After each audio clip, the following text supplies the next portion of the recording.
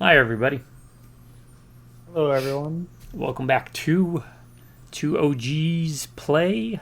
Chill with Jack and Jill, this time, once again, with Warhammer, Chaosbane, Part 2. That's us. Do not do tips, tricks, guides, walkthroughs, speedruns, 100% trophies, or achievements. Play games for fun with the sole goal in mind. Invade your phones and homes on your big screens, little screens, and all the screens in between. Say it with a blast from the past, a wave of nostalgia as we laze down the laziest of rivers, the lazy river of life. To harken back to a days of the 70s, 80s, 90s, early 2000s, where you go over to a buddy's place after school or work and drop your pack, drop your gear, drop your butt in a chair or anywhere. It doesn't matter because we're here to play good games. Such as, what should I go with this time?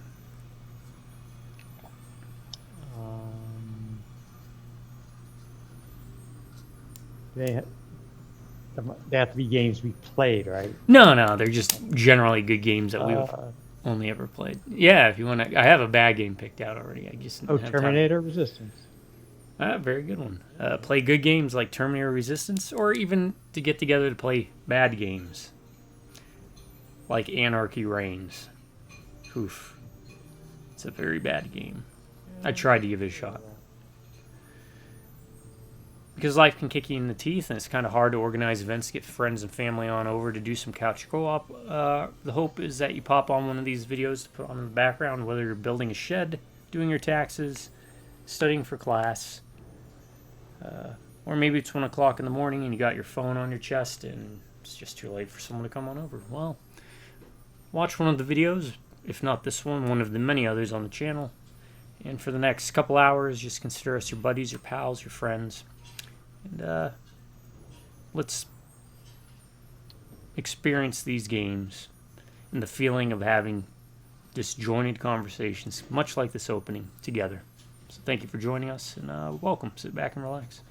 My subscribers, I want to give a very special thank you, though, to each and every subscriber, because if it wasn't for y'all, I would not be doing these videos, especially at the frequency in which they are done. And I make this promise because of y'all. As long as one of you sticks around, I'm going to keep making videos. It's a promise, not a threat. You drive by redneck and viewers, howdy. Stay a while in the shed. Another one bites dust. Everything he said. Yeah, everything he said. And all their stuff is unscripted, unedited, and completely unprofessional. This is about as scripted as it gets with the opening. Anarchy Reigns is terrible, though. I'm sure there are fans for it, but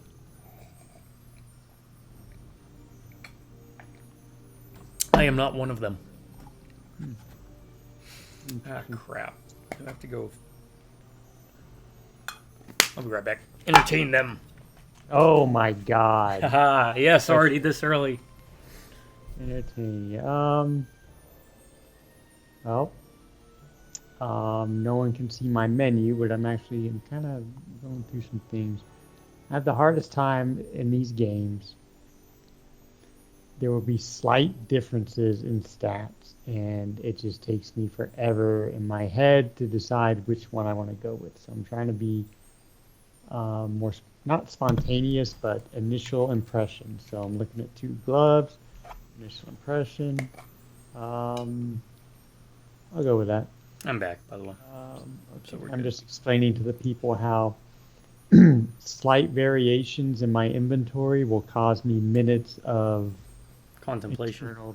Contemplation is a nicer way of saying a ludicrous, stupid internal debate in my head, where even the slightest difference makes me question which one to go. Well, you know, that's a thing. I think it's called like choice fatigue, which is I think back when we used to watch like the bar rescue stuff, that was brought up a couple times by Taffer, where they'd have like a menu with so many options that people would. Yeah, okay, I get what you're saying. So sometimes just by having too many options, or choice paralysis might be a better way to look at it, I guess, in some ways.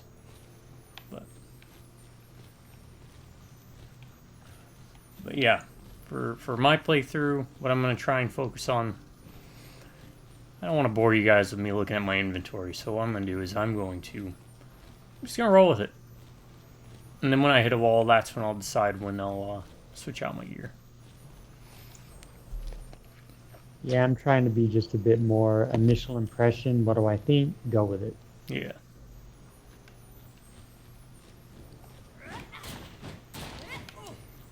Alright, so I'm the engineer, he's the witch hunter.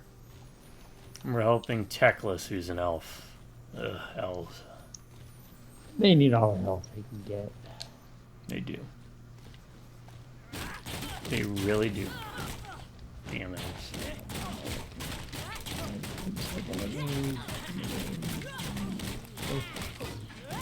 Oh, did you leave already? Yeah, I was just hitting on the dummies. I'm coming. Return to Teclis. Okay, where is Teclis? Is he back in here? No. No, no. Is he always in the yellow? I thought he was. Oh, is this... Wait. Yep, when we left off, he was outside for once. Oh, okay. That makes sense. He's taking a stroll. The beast man betrayed us. He walked me right into a trap just as I thought. I've not expected this. No mere You should know. You're Teclis. Send Self-Lord. If it's not the cult, then who could it be? If my grand had wheels, she'd be a wagon. Perfect. if the servant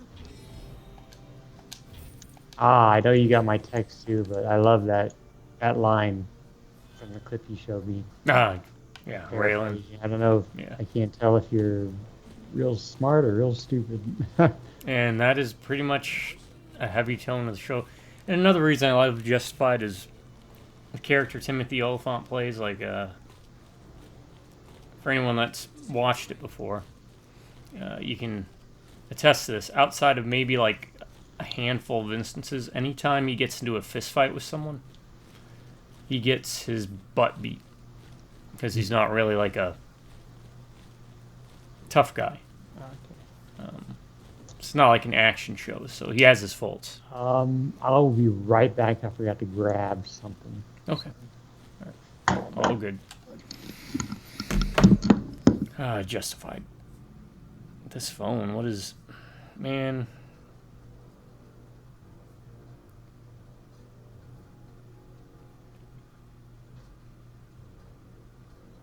And the quote he's bringing up is when Choo Choo comes face to face with Raylan. He's like, Choo Choo? And Choo Choo's like, keeps saying the same thing over. He's like, that still doesn't answer my question. Why are you following me? He's like, I'm not following you. All right, I'm back. Hey, he's back. Yeah, that whole discussion with the big guy was pretty funny. Are you not following me because you're not understanding? Also, in the other clip, those two guys were those guys. Yep. And I meant to look up their names, but they were definitely those guys. The one from Raven. There's actually at least two actors from Ravenous in Justified. I don't know if you remember the quiet preacher guy that was working on his hymn in Ravenous. I haven't seen it in so long. Okay. Actually, you should throw it on the pile. Definitely. I'm always up for it. Yet you had no idea. Oh, the other guy I think was Tech cult or Grimm's axe. he was in. Was he Birkin in Welcome to Raccoon City? I think. Yes, he was. I like the actor. That was not a good role for him, though. No. He was also in I think a sci-fi short-lived series called Tin Man, which was like a neo-steampunk version of The Wizard of Oz. Oh, Where really? That's where kind of interesting. Tin Men were basically sheriffs. Huh. Yeah. That's kind of interesting concept. Oh. Action. Yeah, they're starting us off early here.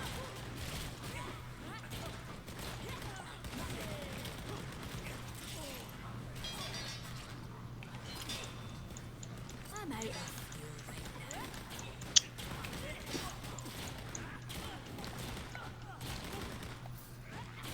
now. All right, so I think you asked me some stuff about 40K last time. I sent you some stuff, but basically the Emperor was a futuristic sci-fi version of Conan the Barbarian that took over an entire planet through the use of his first attempt at superhuman warriors called the Thunder Warriors. Okay.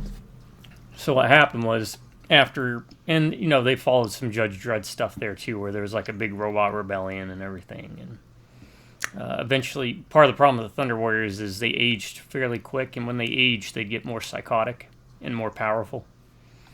So he's like, well, these superhuman things won't defend humanity from the terrors of space and chaos, because his big thing is he's the one that kind of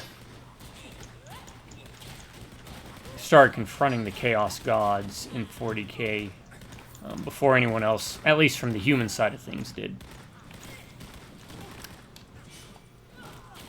So he decided he was going to try it again and create another group of superhuman beings. And those superhuman beings were based on, it's kind of, the design of the Space Marines from 40K are based on like warrior monk monastic orders from the medieval ages kind of feel. Okay. So these guys explode, just remember. So he creates these things called Space Marines, and he uses them to basically hunt down and kill all enemies of mankind. And that included the Thunder Warriors. There's actually a pretty good story about like a Thunder Warrior that was hiding out on like the fringes of space, and a Space Marine finally meets him, and they have a conversation. Now during that time, sometime after the Emperor created these Space Marines using his own genetic material, he spread his kids across the galaxy onto other planets so that he could basically harvest them at a later point to see which ones... I get a little hazy on this. I'm not an Imperium guy, so I'm probably butchering a lot of this. I'm assuming it's so that he could find out which ones were worth keeping around and which ones weren't. Also, so he could have, well, it comes out so he can have someone else raise his kids. The way I see it. Oh, So, yeah. they, my favorite, the Night Lords, were... he ended up on a planet that was literally filled with nothing but, like, murderers. An entire world that was shrouded in dark. Basically, what if Batman was just as bad as the criminals he arrests?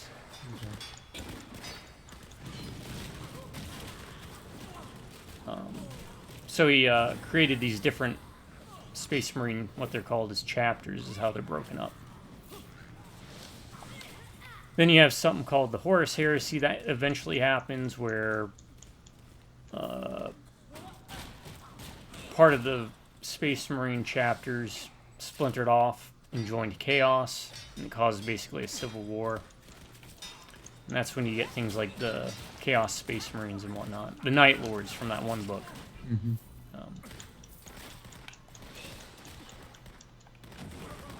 And I mean, there's some pretty good backstory. There's a good book series of Horus Heresy. At least early on, it was.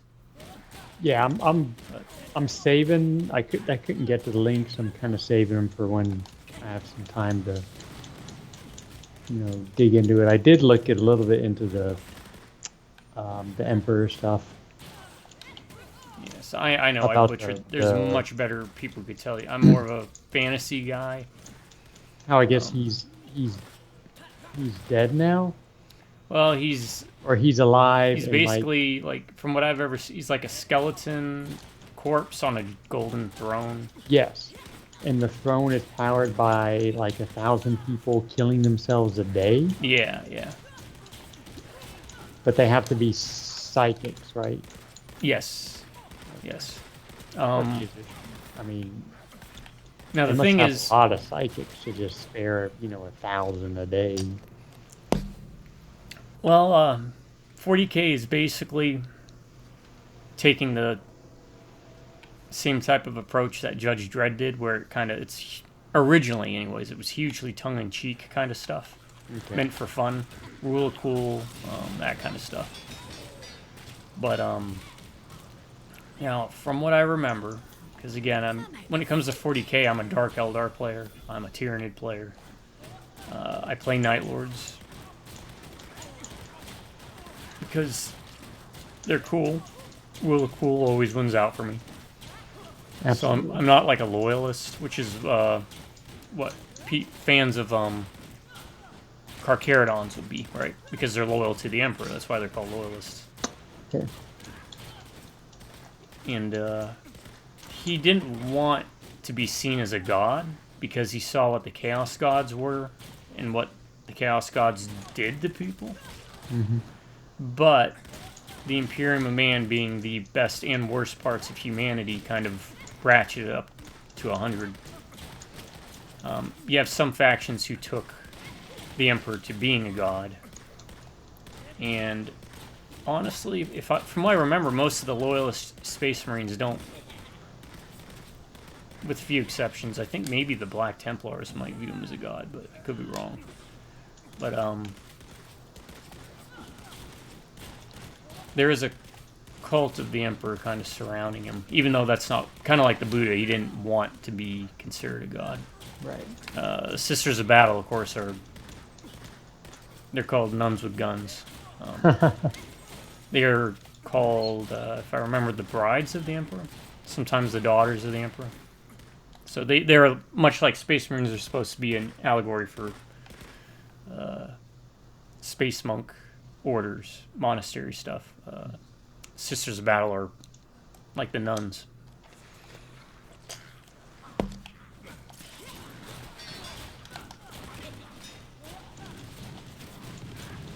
But I mean, there's so much lore, and Yeah. again, playing and talking about it, Yeah. Nah. it's a lot more difficult. Even though I've probably said, I think I've done a decent job explaining, just not great. And there's so much more nuance and stuff to it. Like,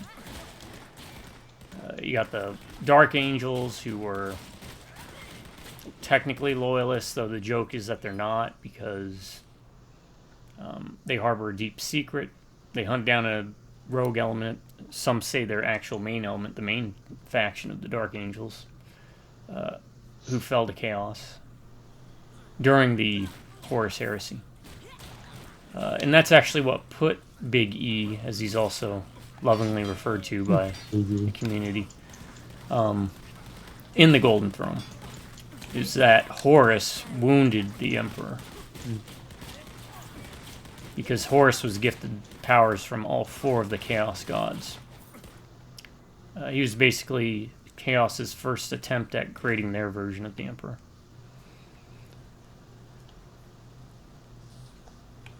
So someday I'm gonna aim that damn thing consistently, but 40k is the sci-fi element, for lack of a better term. Yeah, it's a sci-fi setting. Yeah, And then regular Warhammer is the fantasy setting. yeah, Warhammer Fantasy. Though now it's Age of Sigmar, and that's a whole other barrel of monkeys. Is it the same universe? Most people would tell you no. Some people would tell you very clearly it is. I can tell you that it has been pointed out in the past that there is a connection. Some people are like, oh, it's a world, and there's a Black Library short novel in a book collection I have called Tales of the Old World, which is a collection of short stories. I'm just going to do this. Where is it? Left trigger. Yeah, it's kind of saving mine, but because Yeah, go ahead, keep going. I was going to say Tales of the Old World, which is a compilation story of Warhammer Fantasy stuff. And in one of the tales, it's about 2 wizards who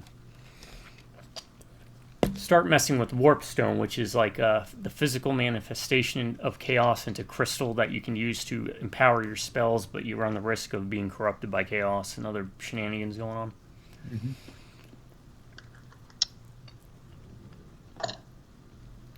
And in doing so, they span through galaxies and through, some even say in the book, different dimensions, where they stumble upon a world where what it looks like is elves in space fighting monstrosities, multi-limbed beings, and the chaos gods were there, and they turned their gaze to the wizards, and that's a hint that it's the Eldar fighting somewhere. So that was a short story that kind of gave a bit of a nudge, nudge, wink, wink.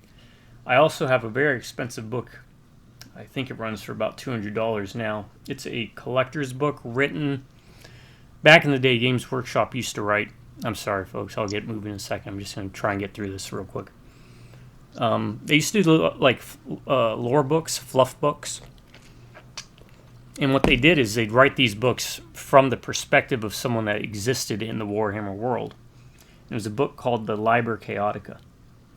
And it was supposed to be like you stumbled upon a tome of chaos written by Ramblings of Madmen. And in it, they talk about how, even in fantasy, servants of chaos would be found with these weird weapons in their hand that would shoot projectiles. Those were bolt pistols or bolt guns, bolters.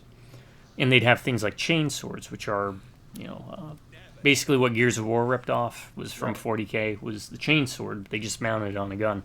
And it's just a sword that is a chainsaw, essentially. So it's hinted at there as well. And the last bit of it is actually in the earlier versions of Warhammer Fantasy Battles. I'm talking like the early editions. You could actually equip your fantasy chaos heroes and lords with chaos bolters and chain swords as equipment for when you play.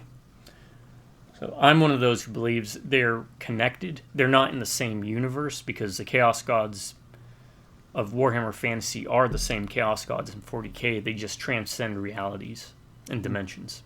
So they constantly exist in every plane of existence at once. And they play a thing called the Great Game, where each chaos god vies to try and overthrow the others. And pretty much if they really wanted to destroy everything, they could. It's not a question of if or when, it's if they want to. Because they have so much fun playing this grand cosmic game that they play amongst each other.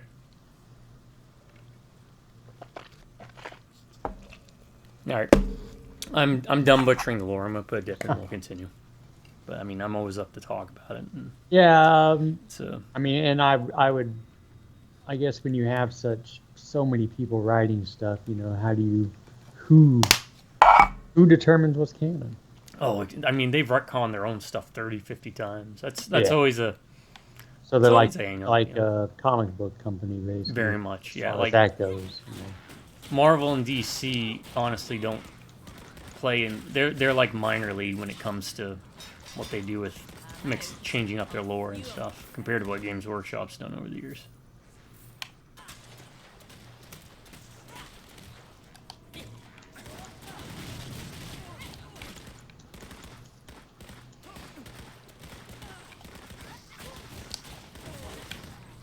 Which, to kind of segue with that, we have been watching The Shield, right? So it's just funny seeing Michael Chiklis, I think is his name. Yeah. Not as the Thing. Because I didn't watch The Shield when it came out. Yeah, I guess that's the only other thing I know him from. I looked him up, and he was actually in things that we would be familiar with. He's done some... he's done a decent amount of voice work. Also.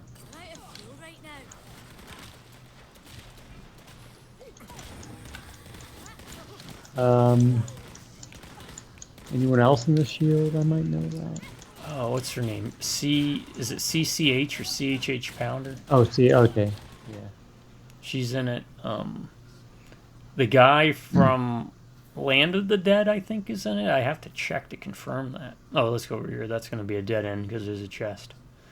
The guy who would continuously lick his, I don't know if you remember, like his sight on his rifle. He had like half his face burnt. I don't. John Leguizamo and what's his name? Dennis Hopper. That one. Yeah. I remember parts of it. I don't remember that specific person. Okay. I think he's in it. And of course, I guess as the series goes on, they have a lot more people show. I think, I looked ahead a bit. I think Glenn Close even shows up eventually. So that's what we've been doing, obviously, for shows and movies, because one, I'd rather watch a television series so I don't have to figure out what we're watching. Yeah. 'Cause, man, I did that for well over a year, and you start burning through movies. Yeah, I wish I had more recommendations for you, but I don't watch as much anymore. I mean, the ones you have, we've gone through so much. Yeah, really. you Like more we than really like have. seen everything I would recommend. In fact, they came up to me they're like, have we watched these movies, Grave of the Fireflies and It's like a yearly thing for you, isn't it? and Spirited Away? Well, oh, Grave of the Fireflies? No, you're thinking Tokyo Godfathers. Okay, tell you first. Grave of the Fireflies is about a Japanese brother and sister during World War II who lose their entire family, and it's a very depressing movie. Highly recommended, though. Really well done. Sad movie. But I do recommend it. It's both being Ghibli films. So, but yeah, we had watched both of those. See, gotta love them.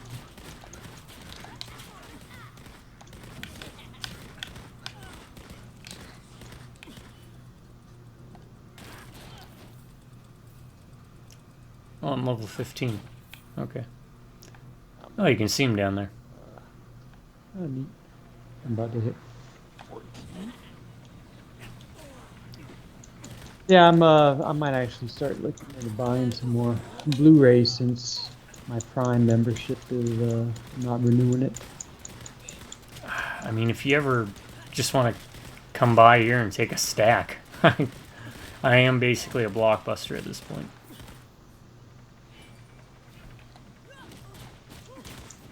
I mean, there's some stuff that I don't have that I'm surprised I don't have, you know.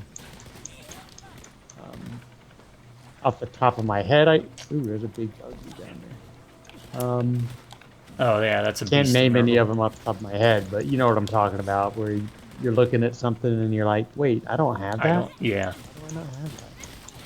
So there's some I do need to pick up.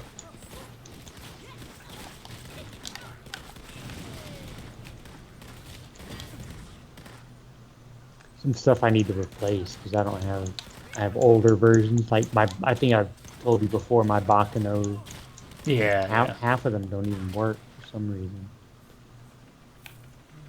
Well, it's that decay, right? Like, I'm honestly shocked my CDs still work. I think my worst is I have a Kill 'Em All that maybe 3 songs on it actually play because it's just so worn out and everything.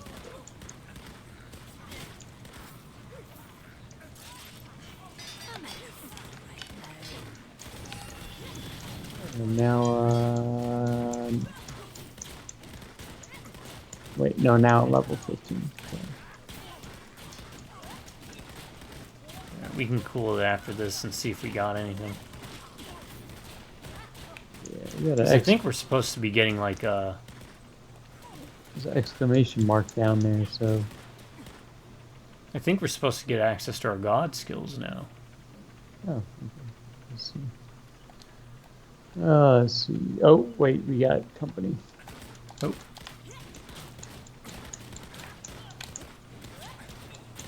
Yeah, no, we got big company. Okay, let's do this.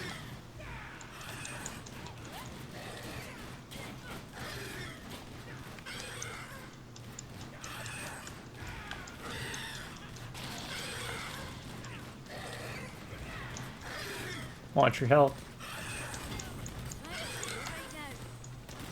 Yeah, kind of.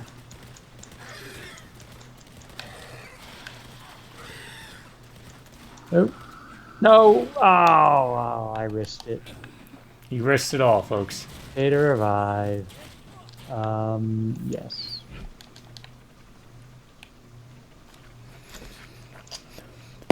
Hey, it happens to the best of us. Just like in real life. Just pay some gold and come back. Okay, so. God skills, huh? Oh, shoot. I'll cover you. You can mess Oh them. no, we're good. It looks like they're not unlocked yet. Okay. I'm just gonna wait till we're free. Yeah, we'll wait till we're out of here. Because they just want to keep bugging. Alright, we found the cultist leader. Yeah. Looks like Scarecrow kind of ish. I don't know. That was first impression, but Well, it's very, Mordheim, which was a cursed city. It was a, satellite game, I guess, like a spin-off game of the main Warhammer fantasy setting about a city where a giant chunk of they call it weird stone, but it's warp stone crash land into a city, and all the different major factions sent war bands to try and which are basically like gangs, to go and retrieve them. It was a neat little game. Had a good computer game too. Better than that Necromunda one. Alright, I do not like this.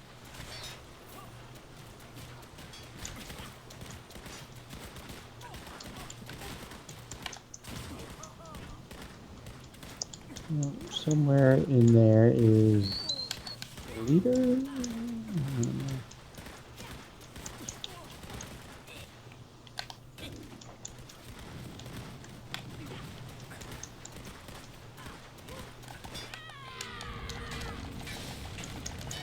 Good call. I don't know if I'm in the leader, but No, I don't think he's there now. Wait, no, wait, he is. He's got to be the red dot, right? I see him. I was hitting the wrong guy.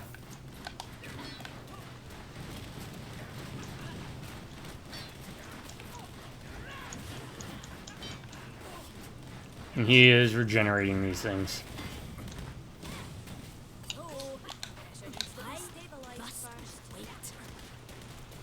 Those are called plague bears. They're the next rank up past a Nurgling.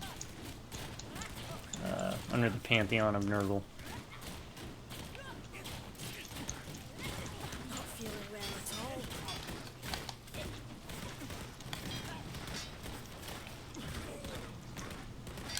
You know what? He's causing way too much problems.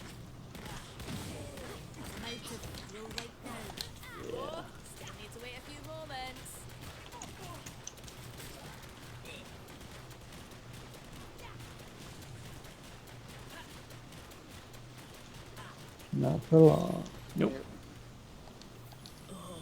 This must be the The Remove. tattoo.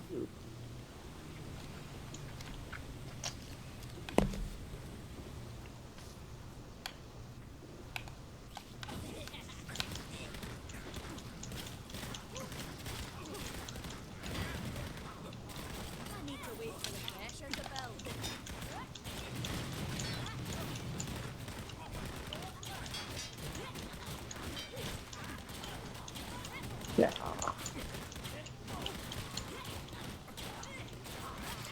So as you can tell, folks, we are playing on hard, by the way. Yeah. It's still manageable. Very so. I think I got health drain on some stuff. That's pretty effective. Yeah, health drain's always really good.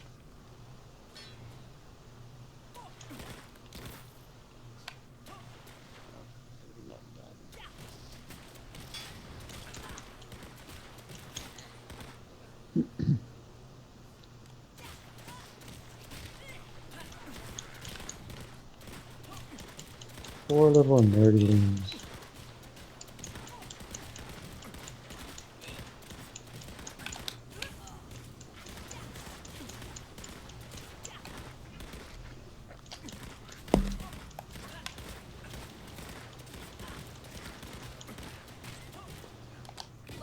I mean, oh, big one. Alright, another beast of Nurgle. What do you call it? Beast of Nurgle. Beast of Nerd. Yeah.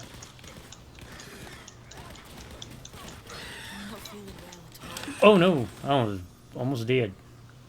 How?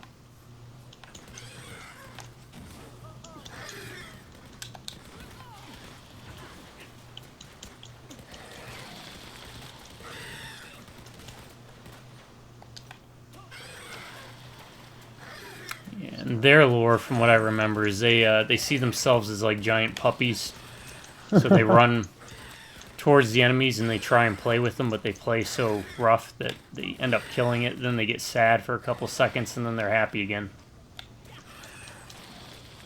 It's kind of cute. Well, then they reach a point where they get utterly depressed and they turn into these things called plague drones, which are like giant flying disease bugs, basically. And they spend the rest of their life being bitter and depressed.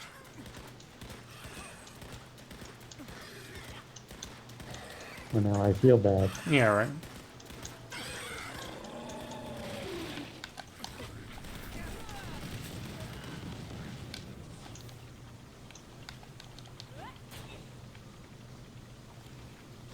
Yo.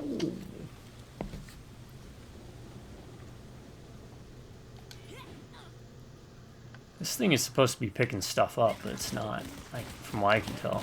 Oh, the little drone thing? Yeah.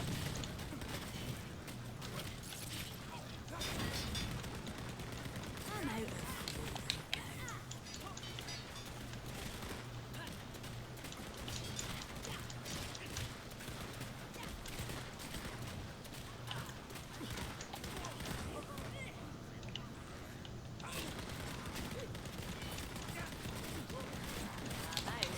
of fuel.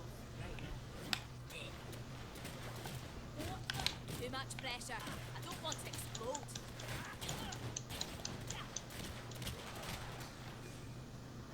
I'm actually trying to make a concentrated effort to stand in those circles a bit, because it does seem kind of It helpful. does seem helpful. Yeah.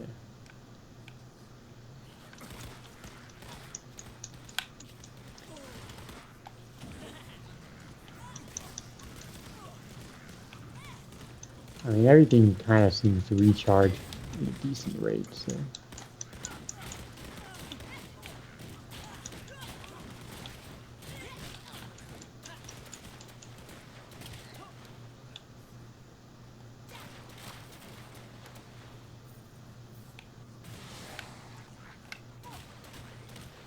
Just trying to clear the map. Yeah.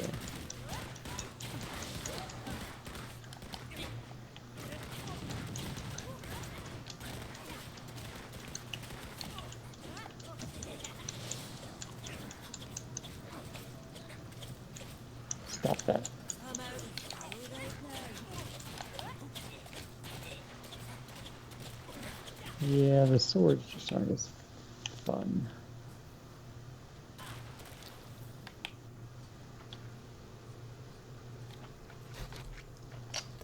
Well, at least now we know what dot resistance does. Helps lower the damage from getting dotted, because, man, whatever that beast of Nurgle was doing. Dotted, yeah. Damage over time. I don't even know when that first started to be introduced to the video game lexicanum, we'll call it.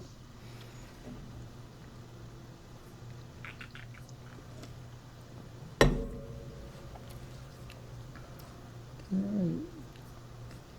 Maybe something a little past the exit. I don't know if there's something down. Oh, it's going to be the exit down here. Oh, okay. Yeah, it's kind of hard to read that.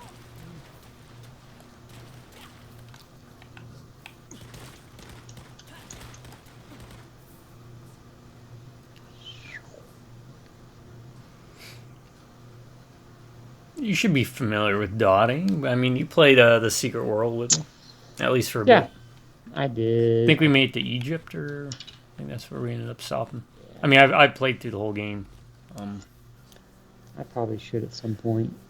I mean, they made it much more single player Yeah. focused now. That's when I went and completed it. I did play it back when it was more of an MMO and you had to play it like an MMO, but they streamlined it so that it's basically a single player game now. Bah, donate.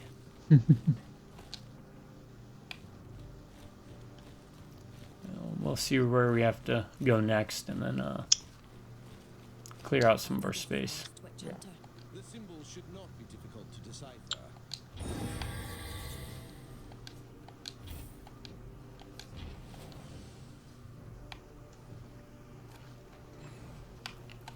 Of course, speak techless. Okay, let's see what we got now. All right.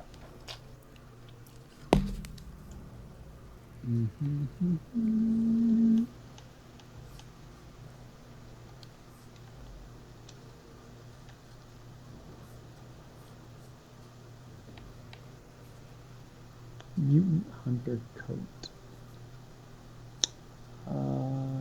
Yes.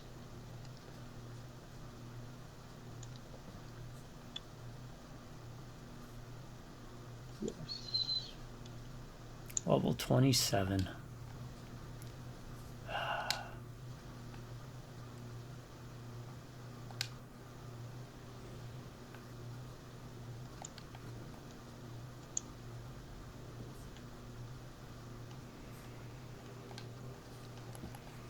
All right, let's see what we got item-wise.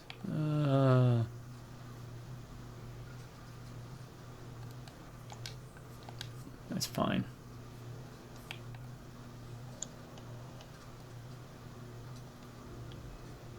At this point, what I'm really looking for is if it's got both things in the green. Oh, okay, yeah. Pretty much. What do I got? Which ring is this? This is honor.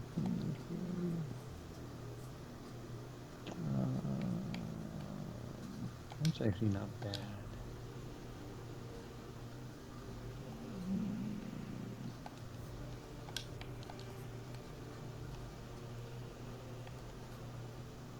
Where did it go?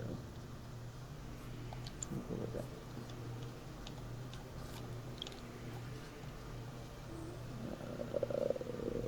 Okay, what's this? What's this? What's this?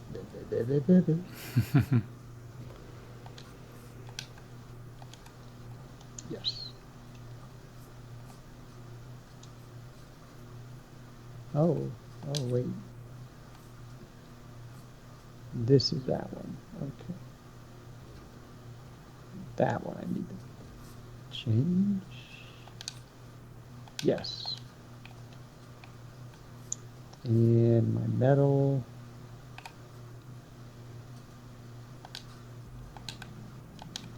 Nah, I like that health drain. Stick with that. Oh, my skills. Hold on. Oh, let's see. Oh, what are my passes? Change here.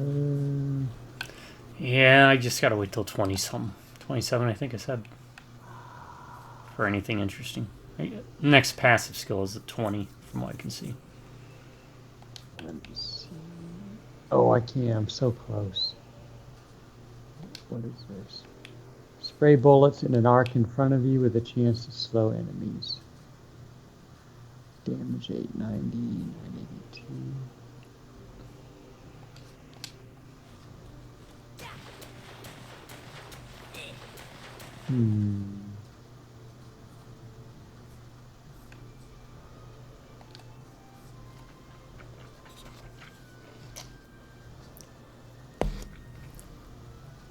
I'll give it a shot. Also, well, oh, I can get rid of this, can't I? Oh, wait. Hold on. Oh, okay, you can equip an advanced skill. Okay. Let's try this. No, sir, I don't like that. 42. I don't want to taunt nobody. I'll keep that because it's a good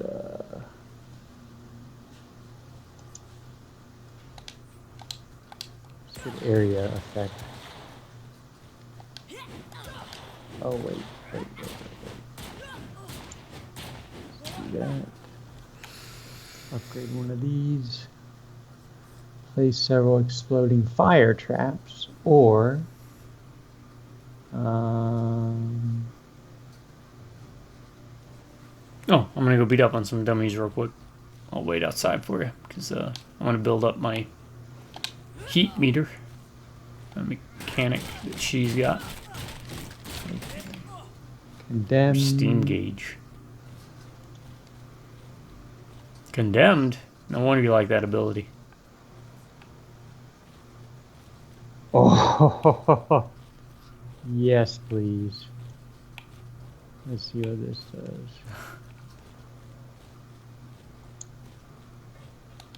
Fire off double pistol shot that pierces through armor. 2,000 damage. Armor piercing 25%. And then I wanted to upgrade one of these. Wait, I took you away. Unequip. Thank you. You just can't beat true. You just can't beat true. Just can't beat true dwarf craft. You just can't beat I'll be there in a true minute. dwarf. You just can't beat true dwarf crafted. You just can't beat true dwarf crafted. You just can't beat true. I forgot that this is how I wanted to open. You just can't beat true dwarf. You just can't beat true dwarf crafted armor. Okay. And then I do want to equip that passive. Okay, I'm good. Alright, guess we have to go see. Oh, that looks cool. Oh, yeah. Got the And Van it's Helsing going now. Gives a chance to slow down, so. And I don't back up. That kind of was being in the way. Oh, yeah. Yeah, that ability. Plus, I replaced. I had this. Ooh, that's gonna be awesome. I hope. I think.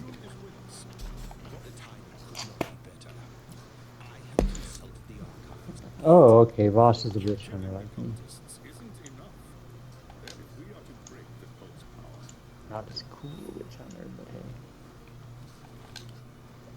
Of course, the witch hunters. Uh-huh.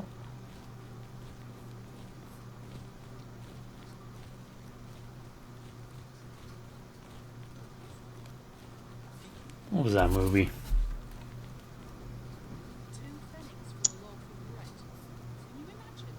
Talking about witch hunters? Yeah, Vincent Price.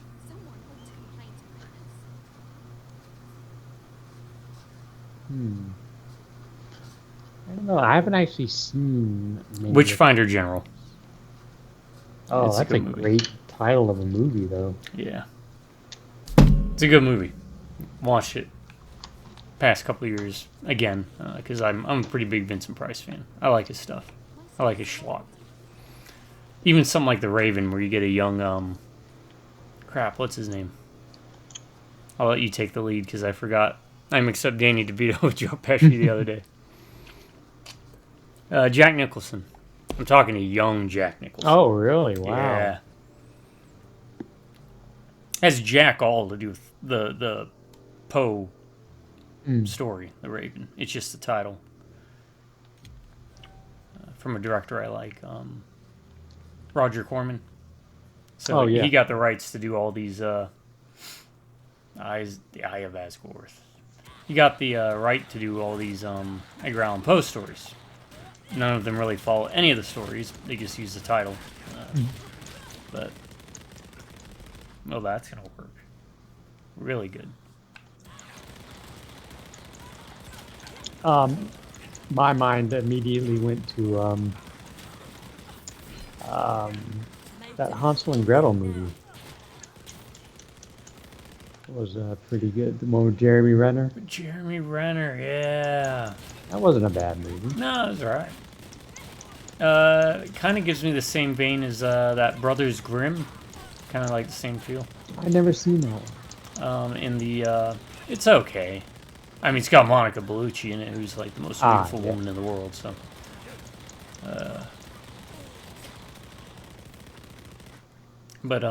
Also, Van Helsing, I'd say, also gives kind of like similar feels. One with Yeah, Van Helsing's Hugh Jackman. It's not a bad movie. It's entertaining enough. Right? Yeah.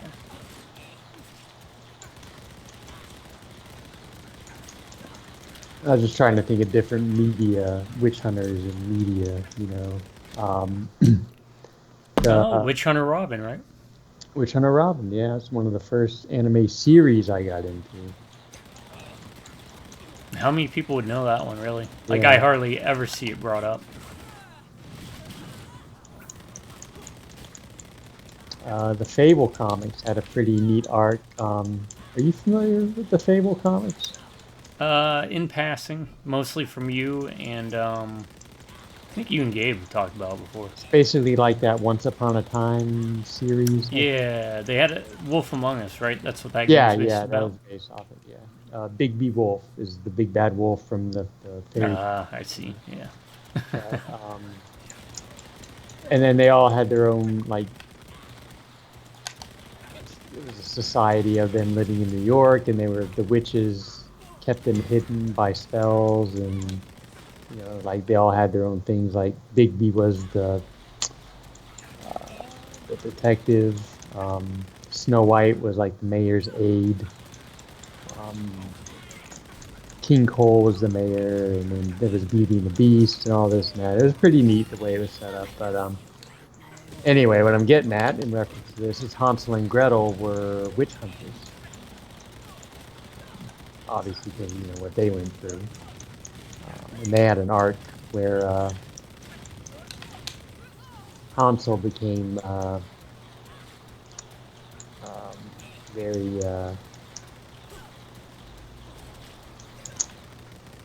aggressive. No, that's not the right word. Militant with his witch. Okay, yeah. And killed his. Oh, spoilers, I guess. Yeah.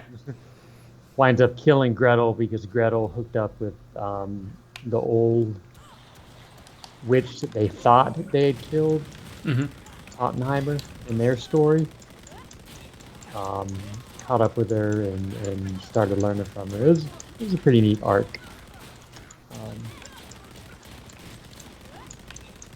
The actual series itself is pretty good. Had some pretty neat ideas, and they got to a point where, not that I'm the arbiter of good taste or anything, I just thought it got kind of off the rails, and kind of like The Walking Dead for me. There was a point where, you know, Once it gets a little long in the tooth. yeah, it's like, this is a good stopping point, and then everything after that. I went back to it later because I knew it was ending, and I actually got the last few issues because I wanted to see how it ended. And I'm not going to go into that because I thought it was kind of underwhelming, I guess. You were not whelmed. But credit to, what's it, Bill Wellingham, I think is the creator's name. He created quite a unique world. And just kind of the way he intermingled all the characters and their backstories and their fables and their tales. It was pretty neat. He incorporated the Arabian Nights and all this. Oh, wow. And like Wizard of Oz was part of it.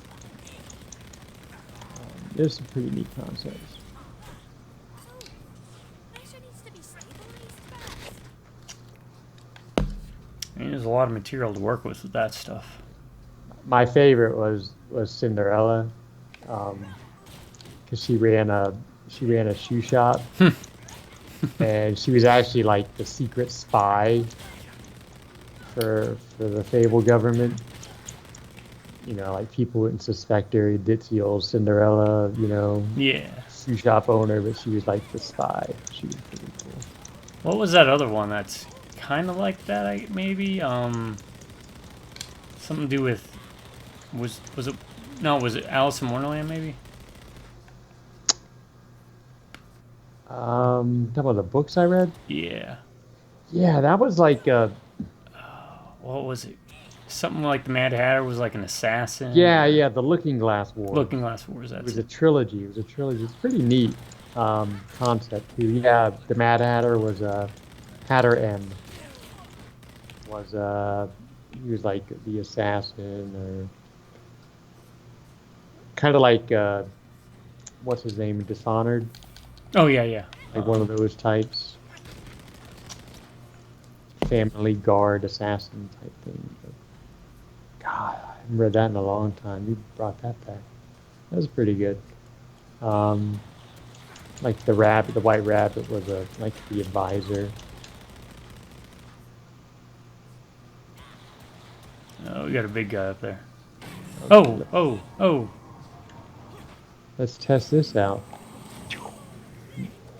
All right, that is a chaos sorcerer.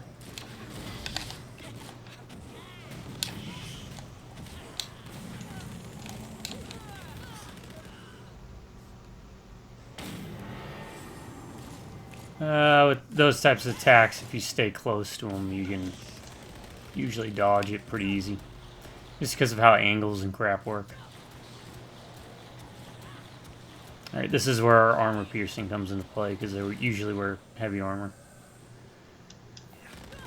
I like when people take unique spins on things in that regard, so like setting. Yeah, and there was a part of that story where she gets banished. The Red Queen is like her aunt or something, and she gets banished to, I forget exactly because it's been a while since I read them all, but she gets banished to an alternate world, or she escapes, one of the two, and it's our world where she hooks up with a family and someone takes her story and makes it the Alice in Wonderland story. Huh. If that makes sense. Yeah, yeah. Like the current story that we would know it as. So. Yeah. So it was pretty neat.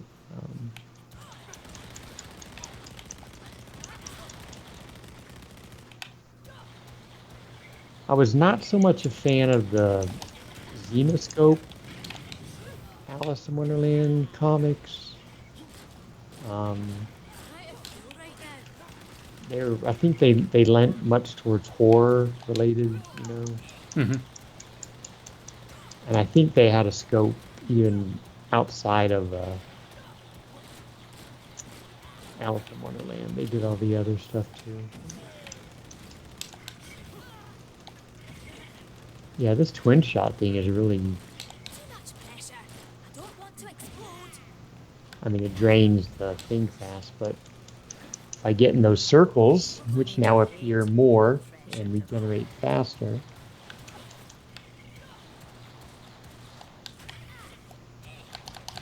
much pressure. That's the problem. I don't want to explode. Oh, is that another one? Or did he regenerate? No, he regenerated.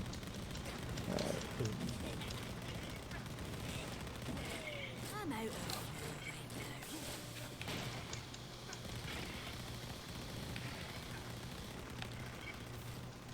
Too much pressure. I don't want to explode.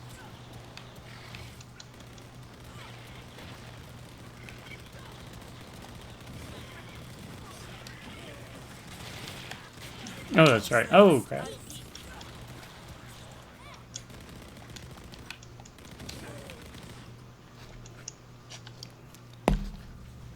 Yeah. Or even, let's go something a little more mainstream. I never read the books because, again, I was an old man, or older man when they released. But those Percy Jacksons, Oh, the Olympus? Is that it? yeah, I mean stuff like that, Yeah, yeah.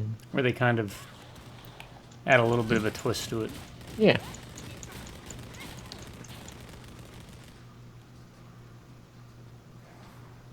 No, it's not quite the same thing. It's I just always like to see mythology kind of get represented because you don't see it too much anymore. No. And not really that much Egyptian Oh yeah, no. outside of Stargate? Stargate, sorta, Gods of Egypt, which wasn't as bad as I thought a lot of people may. I mean, it wasn't great, but I mean, it's a Gerard Butler movie. What do you expect? I think Gerard Butler was in it. Could be wrong. Could be a Joe Pesci's Danny DeVito moment from again. I've always wanted to actually get more into Egyptian stuff. I think like that's like one thing that I don't really have a good basis on. Oh yeah. Like I know the big players, but certainly not as much as Norse. And I'm sure comics have a lot to do with that because you know, grew up reading Thor.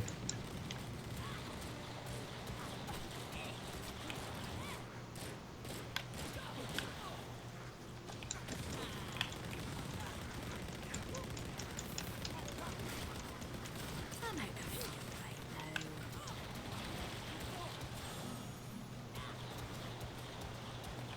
now. Alright, so that guy's healing people. So I need to start focusing on that.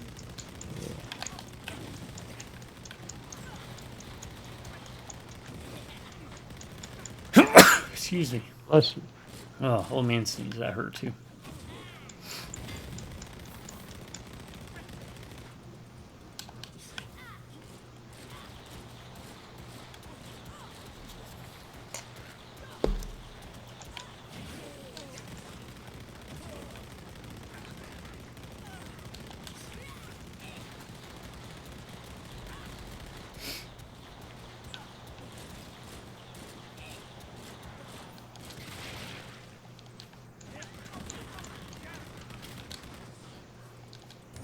I didn't even see that chest. Good eye.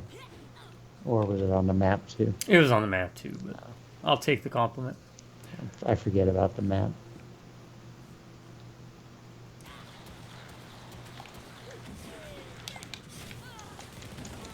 Oh great, now we got like 2 healers. Pressure needs to be stabilized first. That was not a bad call at all. Yeah, I figured it generates, you know, pretty fast.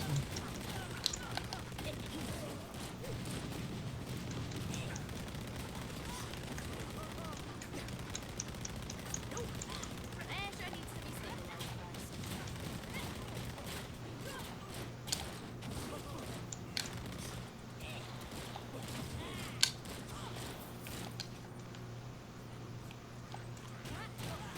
Yeah, drowning in this stuff now. You're all heretics.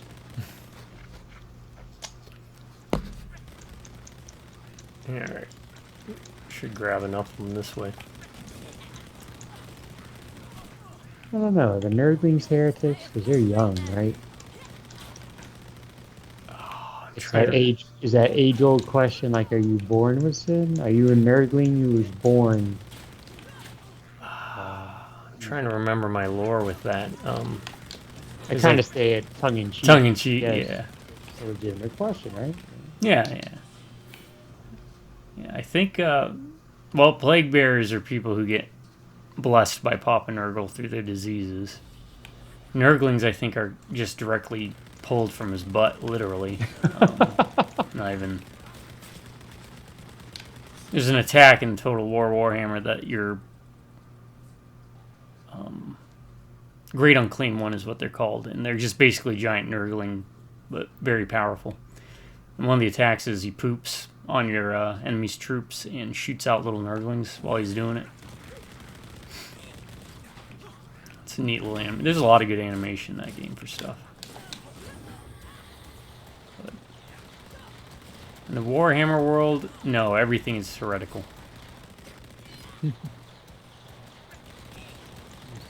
Jurgen's a busy man, then. Inquisition. What a show. Good.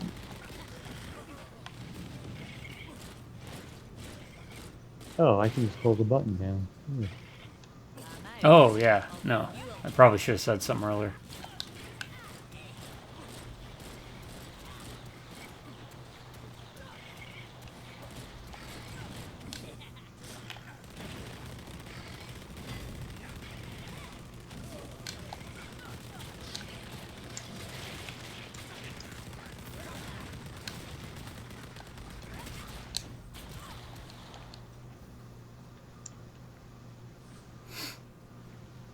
All right.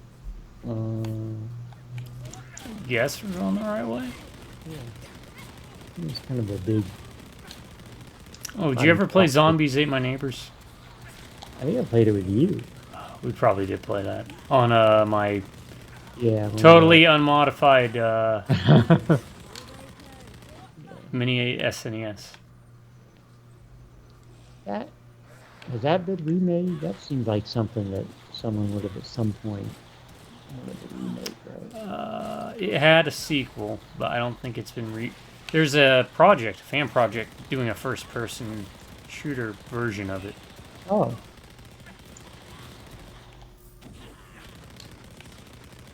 So if you think of that, would be kind of cool. Yeah, it's got a good gameplay loop. I mean, it's basically like this, just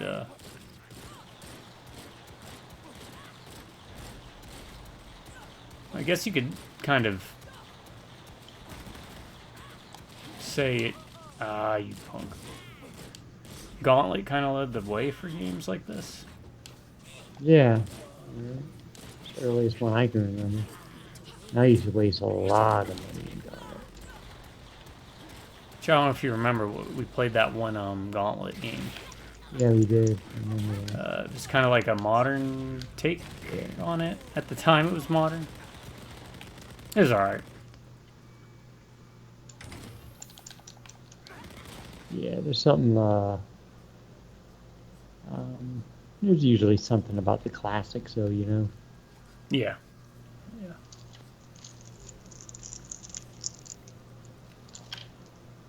Alright, what did that do? Open something up? I think so.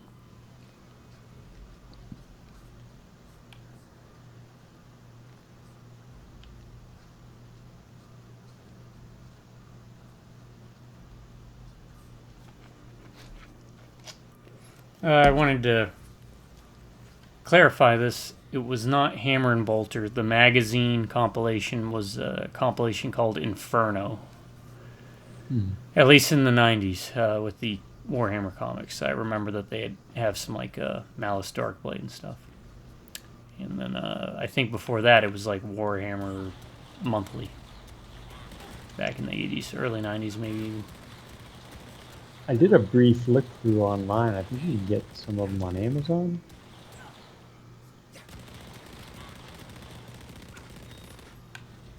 Or they're at least available.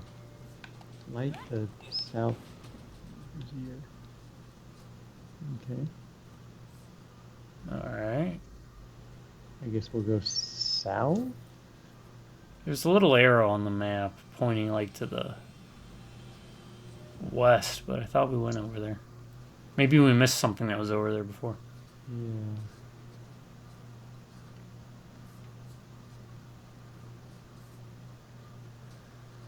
Oh, okay. I see an exclamation point now. Ah.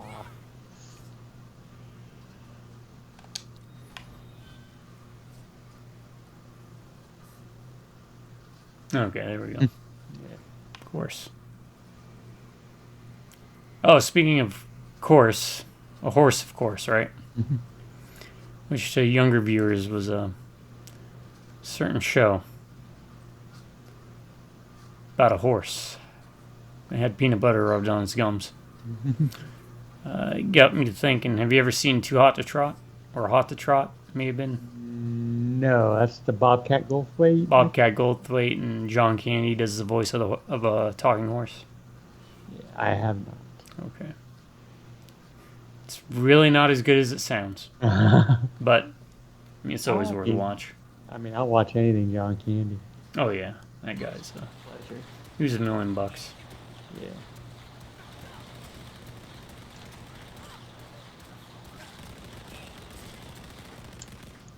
Even Bobcat Goldthwait. I think the earliest I remember seeing him is the Police Academy. Yeah, Police Academy.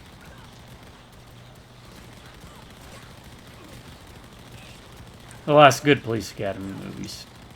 Oof. Ah, yeah, yeah. Steve. Okay, Burke. this is... Oh, I died in one hit. I'm trying to survive. Are you back? Are you paying? Do you have the money? I paid in fragments. Okay. Yeah, this is well, I just leveled up, so that's nice. This is maybe get to the circle, refill.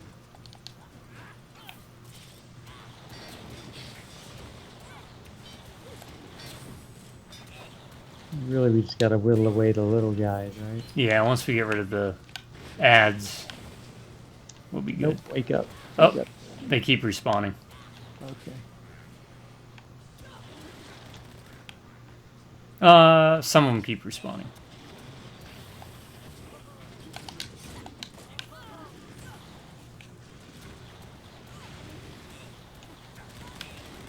No! Still need to wait a few moments.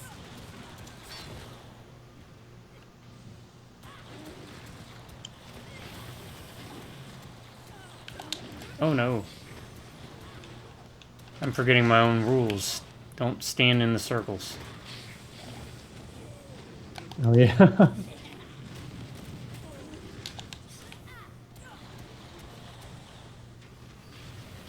Oh, and I had a full meter of that thing.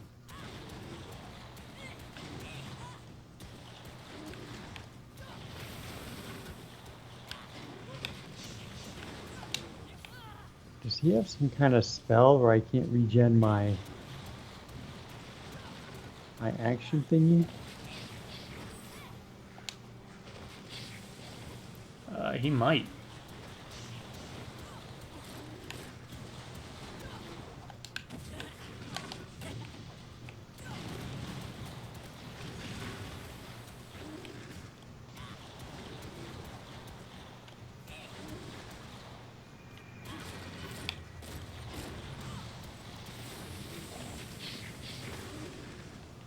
Wake up, wake up.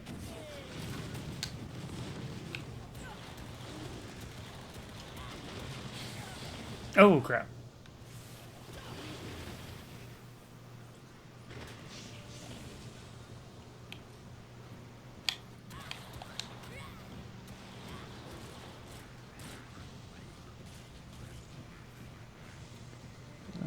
Yeah, sorry for the quiet. Yeah, this is... Cool. This is one of those where I gotta. Oh no no no no no!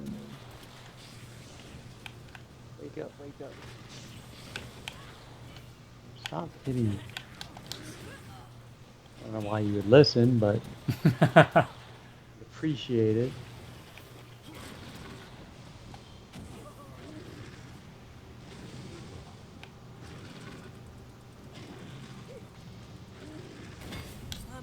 Come to my traps.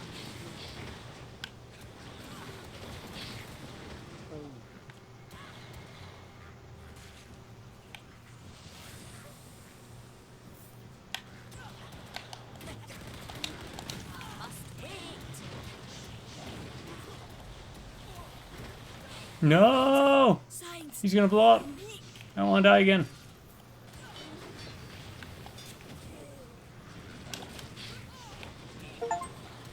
All right. Good job.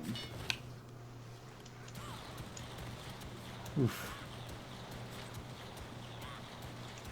Well, at least I didn't die a second time on that one.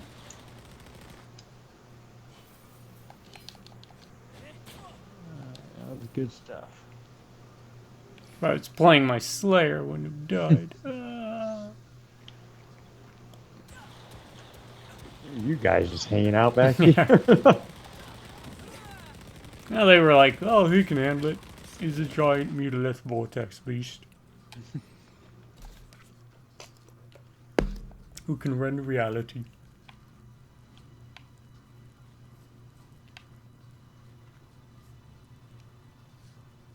Pustules. Pustules? Yeah, certainly a gross aesthetic. Oh, that's Nurgle. He's decay. Okay. But he isn't death. He's actually like life gone crazy. He's all about having stability and keeping the status quo, essentially. And he actually loves his followers by blessing them with diseases. He considers it, they call him Papa Nurgle. He's very fat and jovial. He basically looks like a giant Nurgling. It's kind of how he's depicted. And his arch rival is Zinch, who's like the changer of ways, and he's all about schemery and magic and change. Pressure needs to be stabilized first. Each of the 4 Chaos Gods have like a rivalry, a specific one.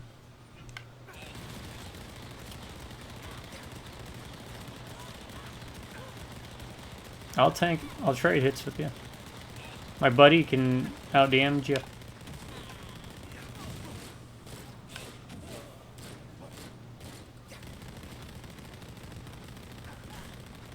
out of fuel. The problem is all the gear I swapped out got rid of my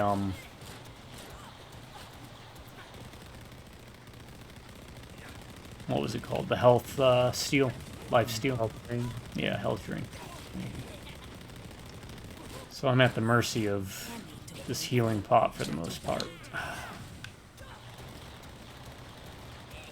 And if I remember, the way the game works is we progress next to a different Chaos God once we clear out the Nurgle stuff.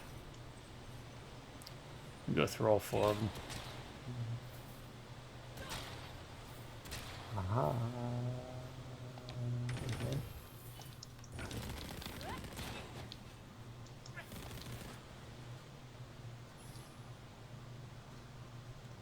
Oh, hey, thanks for showing up. The good news is that I managed to kill most of the cultists worshipping at the Putting a shrine. dip in on. Be a second. Oh, keep talking.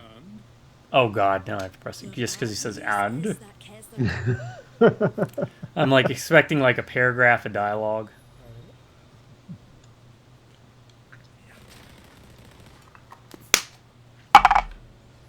Actually, I had to spend shards this last time I died. Oh, yeah, you ran out of Well, the money was like 3,000, and I don't know how much I got. Where's my gold? Yes, thank you. Oh yeah, okay, gotcha.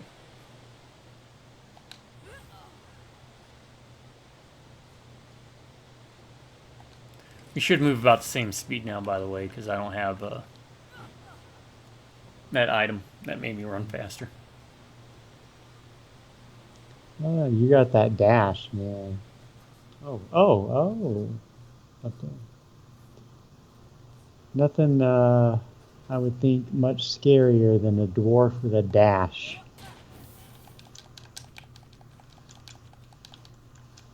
Look at this.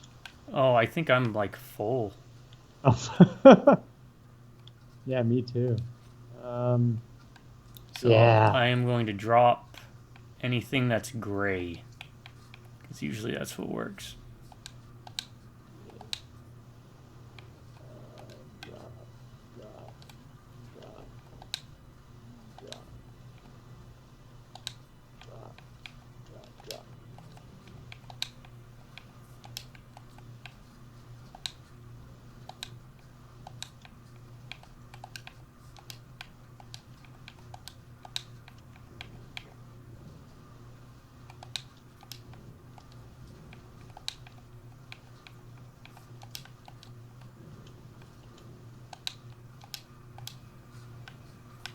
Try and pick up only thing that's gold or higher.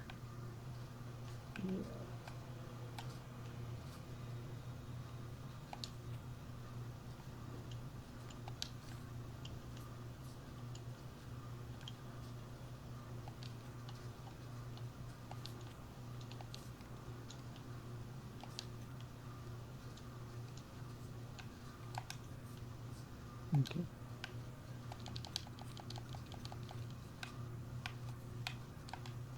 Okay, that's good enough. Sure, it doesn't matter, but we got to remember to drop off at the chests. Yeah. But even then, that's limited, right? It was only 100. Yeah. I'm sure there could be ways to extend it.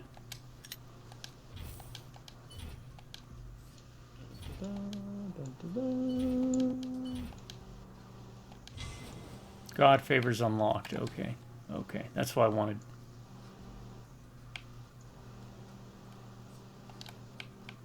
Okay. Are we gonna spend a minute here? Yeah. Yeah. Okay. What's God favors then?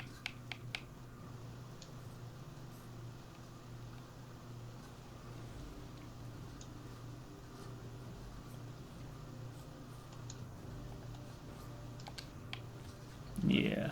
I'm actually going to head back to the chest to see what I can put in there. Also. Okay. Let me follow you in. And that's where I'll probably do my inventorying.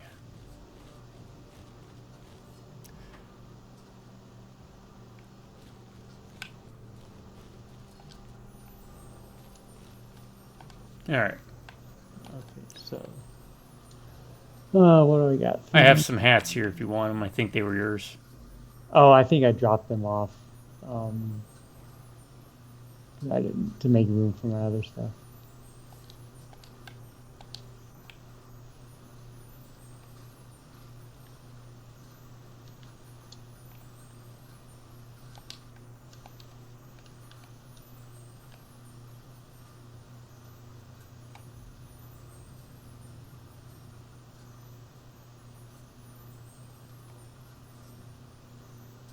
$1,900 health, huh?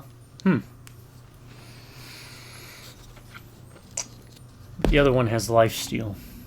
And it does more damage, so I'm going to do that.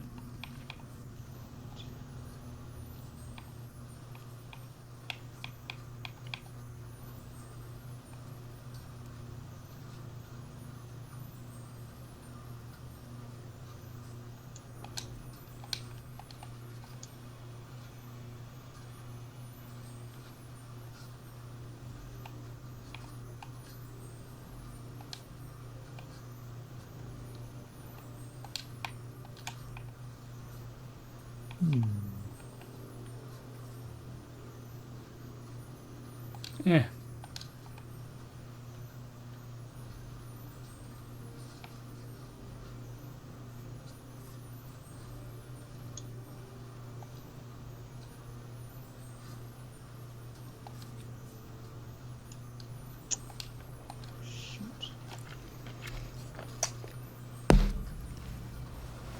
Piercing, crit damage, max health.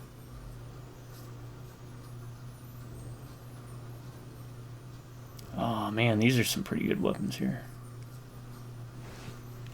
Plus 9.2%.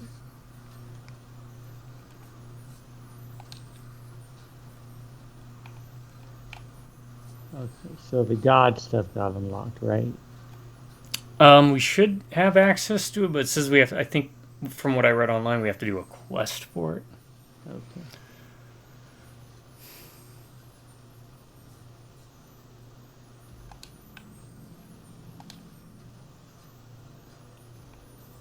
I wonder, can I just unequip something and not put something in this?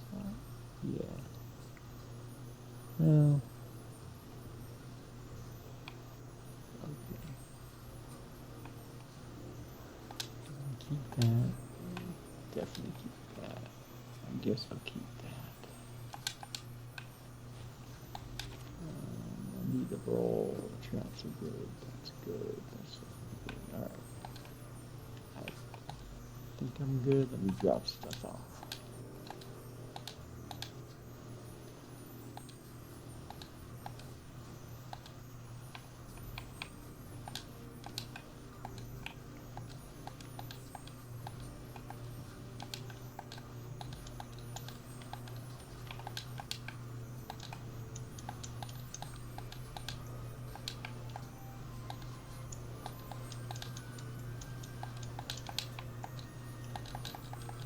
I don't know, stuff, certain things weigh more than others, you know? No, I think it's just a 1-to-1. All right.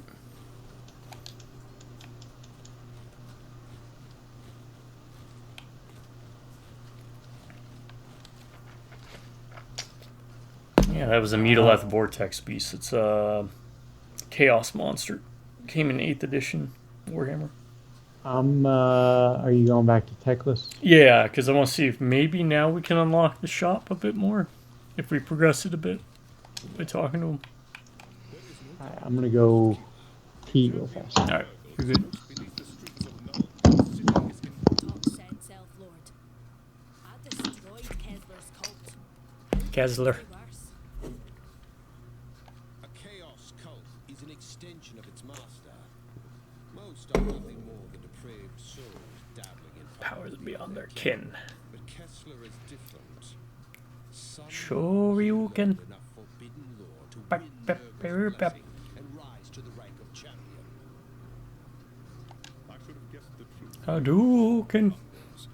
No human cult could command such loyalty from the Beastmen. They are here to form the Chaos Champions War Band. They will have been promised blood and flesh in return for their service. I love my Beastmen. Now that the They've always been a crappy army in the tabletop, but when Chaos had it split and they made Beastmen, I knew I had to play them, so I've been playing them ever since. I have sensed the presence of I don't know how well they do in the old world. Again, I haven't really been following it. I picked up Tomb King stuff, mostly to fill out my we found his hidden camp. We will decide what to do next. 8th edition and prior Warhammer Fantasy.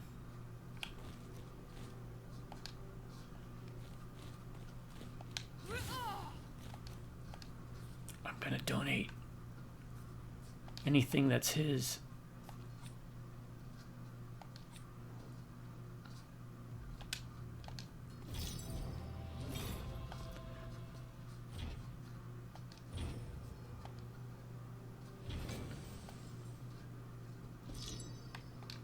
Okay.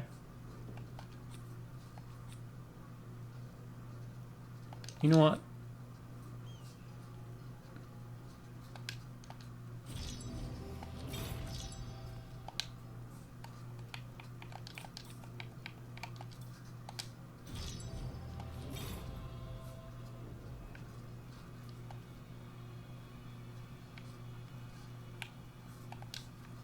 Let me look this stuff up.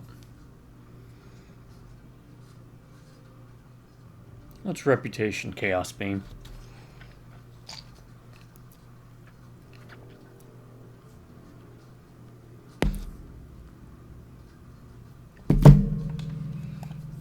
Alright, let's check this out together.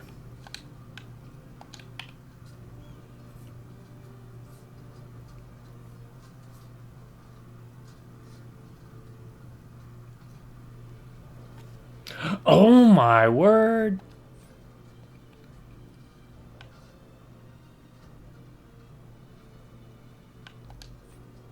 I need to tell him about this.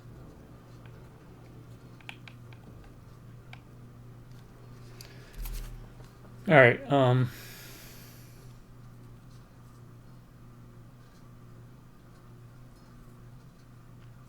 to unlock God skills? Let me check this out first.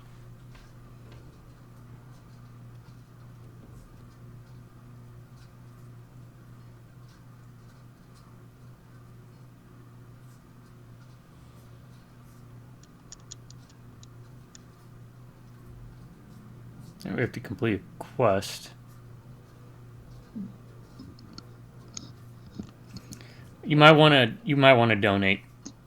Okay, what's that? By donating, once you get to rank 2 in your donation, you unlock a passive that doesn't cost any skill points. That gives you plus 20% bonus experience. Oh, And you get gold. So I'm going to go dump my chest, and I'm just going to take everything out. And I'm just going to go donate everything. Forget selling it. It's just too good to pass up. And I'm just donating everything.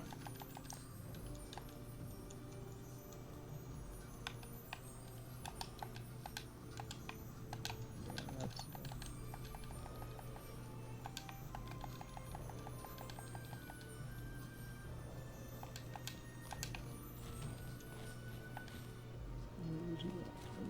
Yeah, he's over here and up here. Quick trade. Trade all. So I got 2,000 gold crowns hitting reputation 3. And a new rep cleanup crew. I don't know what that is. I'm rank 4 now, so I got 3,000 gold crowns. I get some jewels. I get 50 jewels in each color.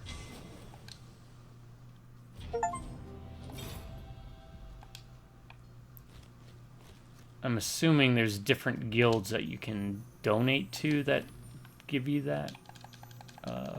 If you look under your passive and scroll all the way down on it, it'll show you like the different groups. So I got like in total 6,000 gold from by being level 4. So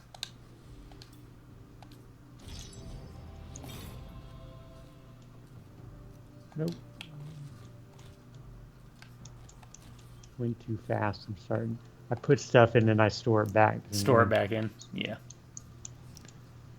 All right. So yeah, it's so I've got cleanup team. It gives me 20% extra gold, so I'm gonna pop that on too. That's what that is. The first one you'll unlock is called Tomes of Knowledge, and then the next one's Cleanup Team, which gives you gold. Max health, plus 200 loot quality, plus 10 movement speed. Alright, so it's worth it to donate. Never mind. It's not just cosmetics. Damn, this guy's like, you guys rock. I'm gonna start his own army. I do like how you can do the quick trade thing. Yes, very much.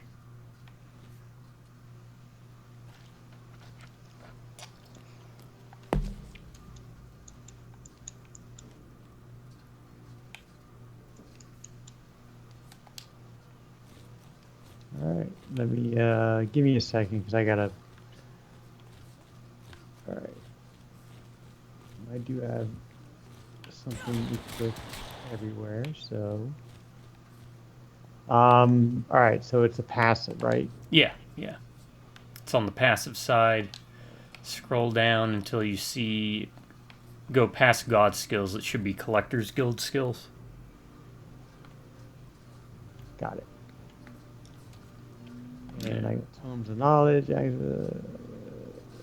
sure. And Tomes of Knowledge. I'm guessing we got the same ones, right? Cleanup team.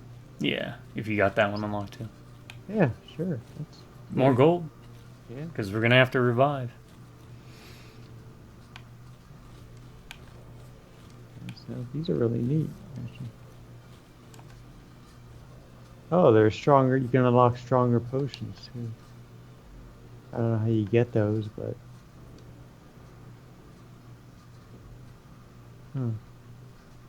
Invasion skills. Have you checked out all this other stuff? Yeah, I looked at it. I think a lot of that stuff that will open up as the game progresses. Yeah, probably. Like, I don't know where general skills you pick those up, but Okay, I think I'm good. all right. I think invasion is like a separate mode. You go through the same level, but it's a different variation of the playing through it. Like mutators, I don't know if you remember those from Killing Floor, where you could like adjust the enemy types and. Yeah. God, Killing Floor was so fun. I always remember that one like rave house or something with the pool. Yeah. The farmhouse.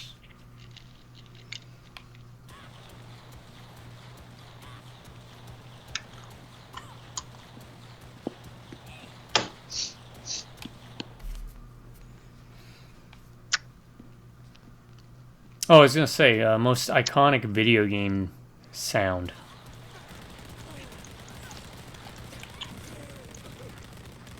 Sound. So not. It could be a sound effect or even like a voice line. So Not necessarily a quote, but like a... For example, I'll give mine. One, it would probably have to be Hadouken. Hadouken. Shoryuken. And then whenever he does the spin kick, I don't know what he actually says, but I just go... Because that's what it sounds like to me. I know he says something, but... So we're talking iconic, right? Not necessarily favorite. well, with, I mean, you could do favorite. I won't I like split hairs over iconic it. because it's a bit harder. Well, I can't say that because I'm struggling to think of like. Because whenever I think of favorite, I always go back to, my favorite games Yeah. or my favorite genre. Oh, But iconic, like, what was the ink? Didn't the ink ribbon have a unique sound from Resident Evil? Or it's like a typing sound when you. like the doors also had a unique sound. Yeah. But I actually think it's the Pac-Man sound. Waka, waka, waka, waka, waka, waka.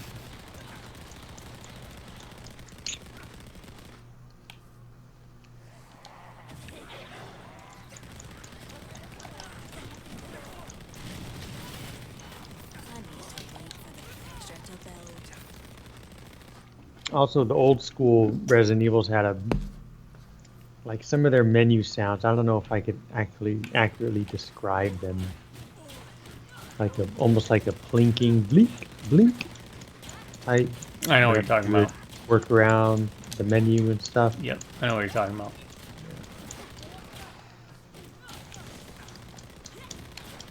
It's like I'll never forget the PlayStation 2 startup screen sound. Right? It's just so soothing. The Wii was also really good with that. What are they doing? What's going on over there? They're all like jumping into something. Oh, they're forming a Voltron thing. Yeah.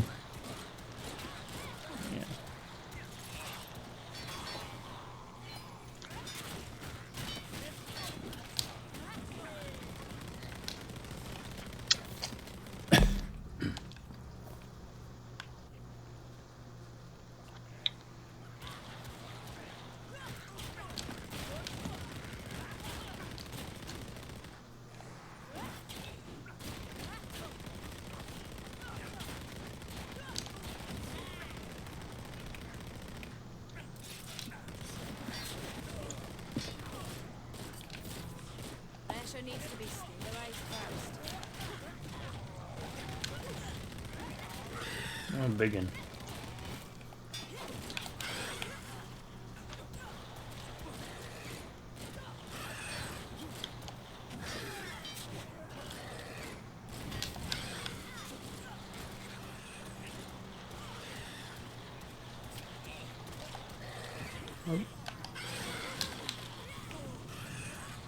I too got rid of my health drain. Yeah, right. Makes the game a lot different. But the bonuses are just too good to pass up. We'll see how it goes. I'm sure at some point I'll get something with a massive health drain too. Yeah, that's what I'm Figure holding it out. And I mean, I haven't been trying to do like kits or anything like that, Yeah. like matching sets to get bonuses. So that's another element to the game. Kill the Jabberslythe. Okay. The Jabberslythe is the Jabberwocky's brother. Pretty much, yeah. Beastman unit. Is always near useless in the tabletop, but it's like a toad, dragon, goat mix creature with like little stubby wings, like bat wings. Can it even fly? No, it does like a hop. Adorable, actually. Can't remember in lore if it could actually fly, but no way in hell those wings would be able to carry it. Model is expensive, but I got it for dirt cheap. Because Outside of me and probably like 3 other people in the whole world, no one plays Beastmen.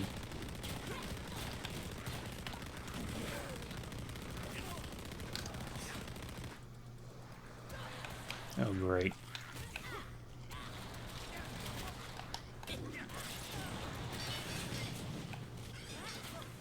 Can't run away. Run away.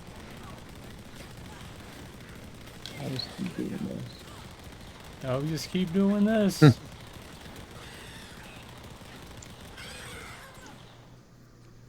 You know what? I'll just keep doing this.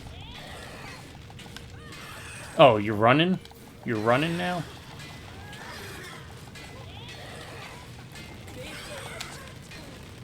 No, I'm gonna die. I'm gonna die again.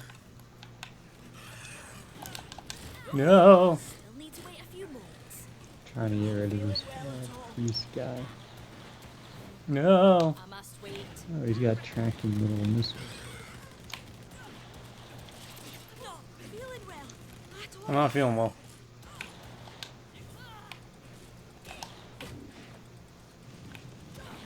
Too much pressure. No. I don't want to explode.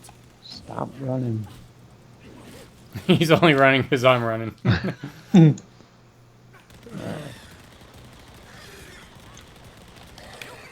need to wait a few moments.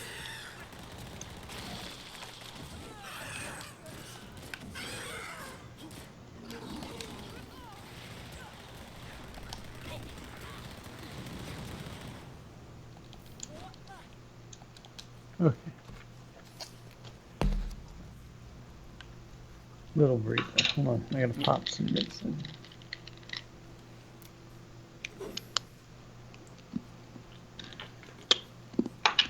Why am I even closing it? I keep going into it.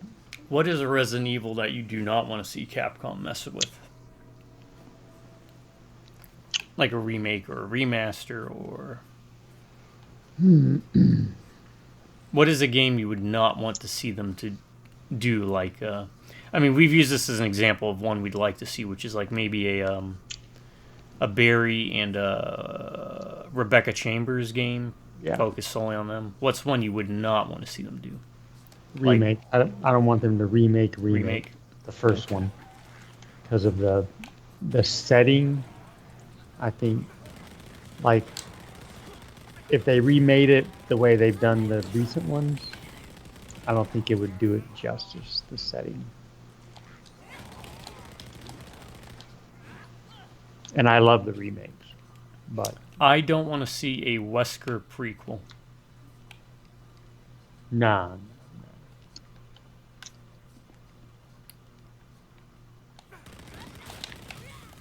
I mean, I could see them because Like, they built up that lore about the Weskers, you know, the Well, I don't know. I mean, it might be okay in certain regard. I guess it'd be how it's done. But, you know, I don't want to see, like, one where they try to remake Wesker as, like, a good guy. Let me put it that way. no. There.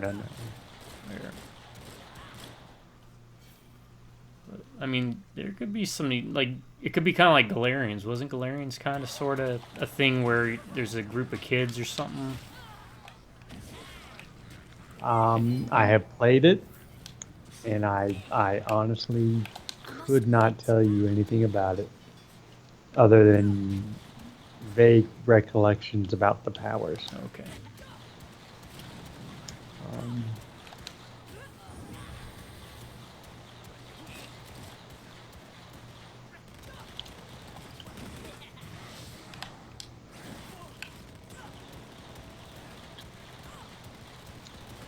Never Like played I it. can picture the screen in my head. There was like more than one gauge, like 3 gauges or something. Like different powers and each. You I have to, don't like, know. manage them, or... I mean, it's probably been forever since you played it. I don't want to lie to you.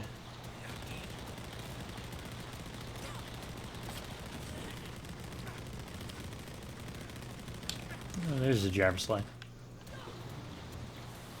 Oh, hey, what's up, buddy?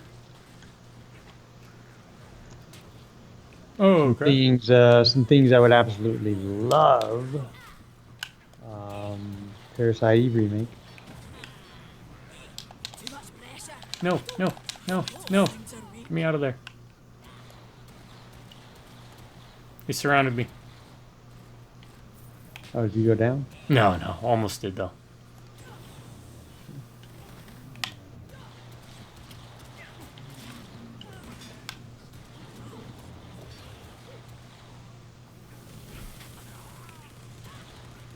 Here we go. Yeah! Mashing my hammer. Did you unlock your thingamajigger? Oh, I used my Bloodlust? bloodlust. Yeah. I guess I could pop mine. Since this is like the big bad boss at this point.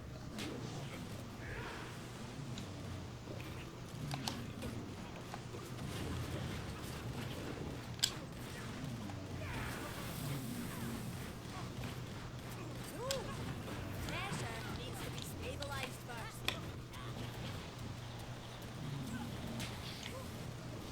Nope, nope. I did go down. I'll live. Try to revive. Hey, yes.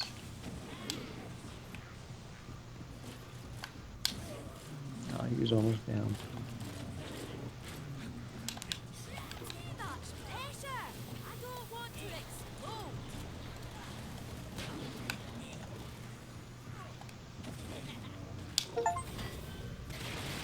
Well, I am not paying attention since I got that drain taken on it. I need to wait for the pressure to build. Or equip it back again. I mean, oh no, I got rid of it. I donated it. Yeah, we have to pay attention now. No more crutching on it. Yeah, that's a good thing. Alright, we're still following Kessler's trail, so.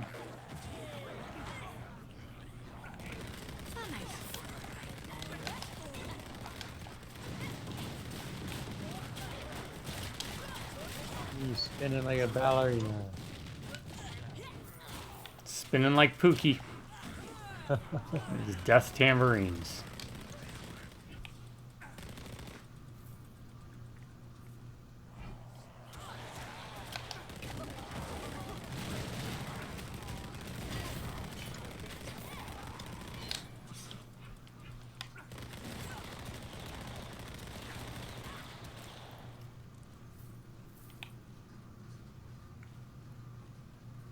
Get my gold back. Well, the good news is that one passive gets us an increasing gold, so. Instead of getting 30, now we get like 100 and something.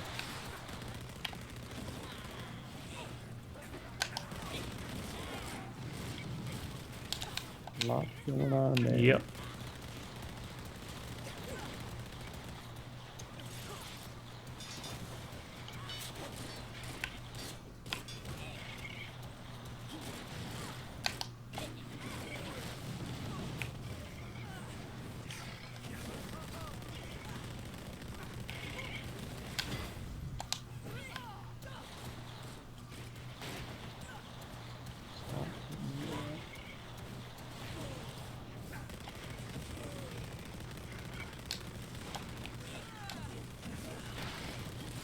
I'm out of the right now.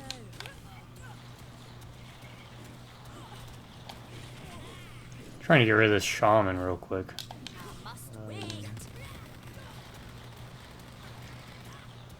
'Cause at least the big guy we can maneuver around.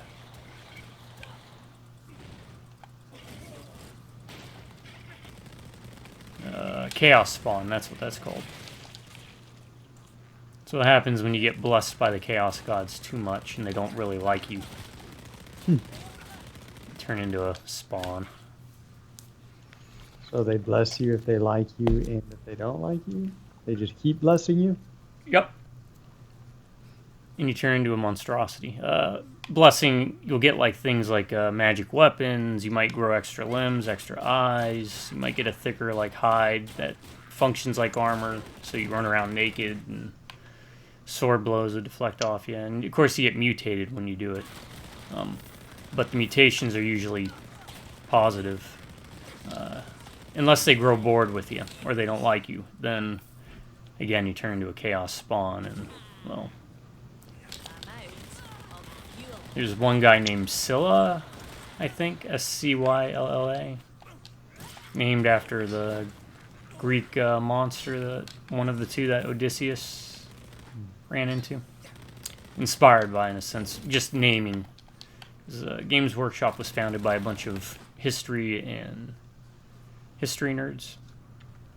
So that's where they got a lot of the reference and where a lot of the world building came from. But, like, it's like Scylla Snarfang or something like that. He's basically like an ape-like reptilian creature with a scorpion tail.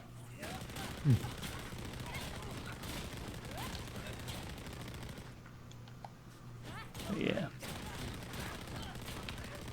Oh, there was one guy, I can't remember his name, but he's like constantly mutating under his armor. So he's in like constant pain and all this other jazz.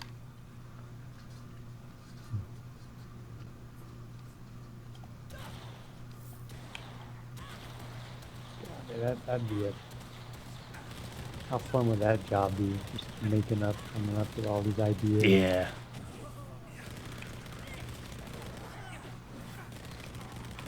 Thought you were gonna say something about that guy's changing constantly in his armor and be like, oh, you know, it'd be like your jeans will never fit right again. No.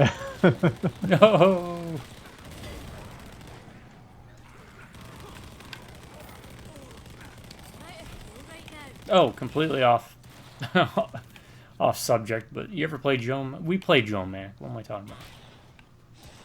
Yeah. The Ninja Caveman? Yeah. Yeah. That got a remake, actually. Surprisingly.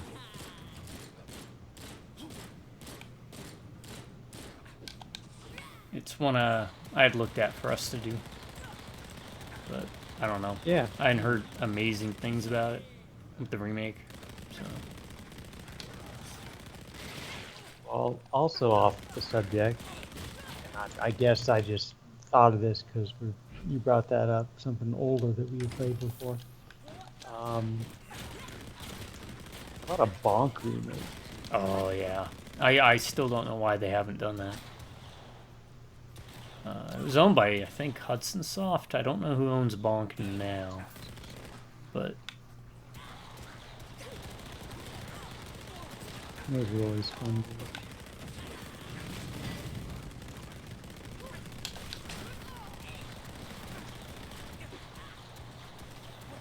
I mean, at least we got a Splatterhouse remake, which I never thought it was as bad as people made it out to be. That was pretty decent Nah. for what it was. Plus, you were able to, once you beat it. Imagine that crap now. Once you beat Splatterhouse, the PS3 360 one, you unlock the ability to play Splatterhouse 1, 2, and 3. Yeah. No company would do that now.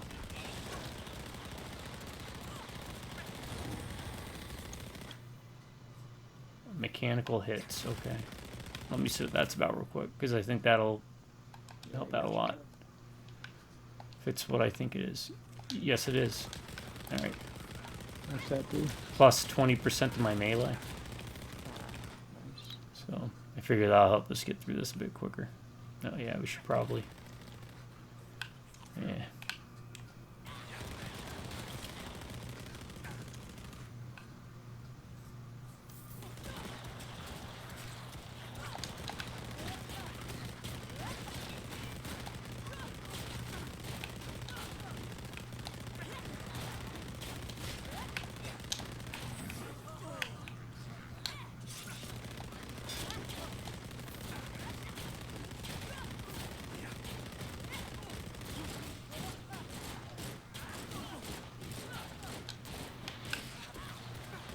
Oh god. Another one of those beastmen. Shamans. That's a beastman shaman. Judging by the model. Bray shaman, I believe is what they're called too. From what I remember. It's been a while since I played any tabletop against anybody, so...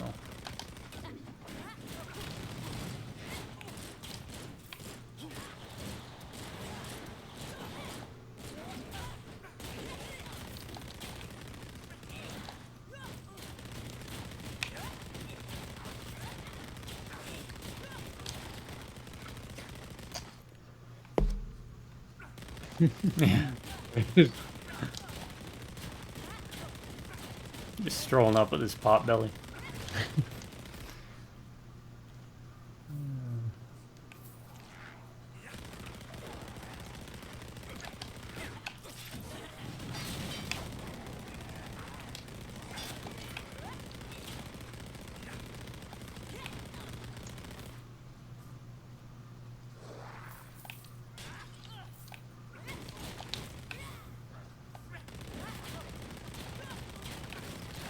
So you never saw Hansel, or not Hansel and Gretel, Brothers Grimm.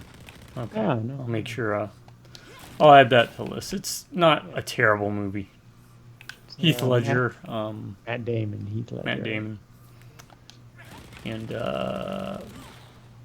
what's his name? He's got that weird voice. He was a psychiatrist in Until Dawn. 1 second. Oh, Peter yeah. Stormare. Peter Stormare, yeah. Yeah, put dip in. Actually, I'm going to take this first. Oh, let me take this.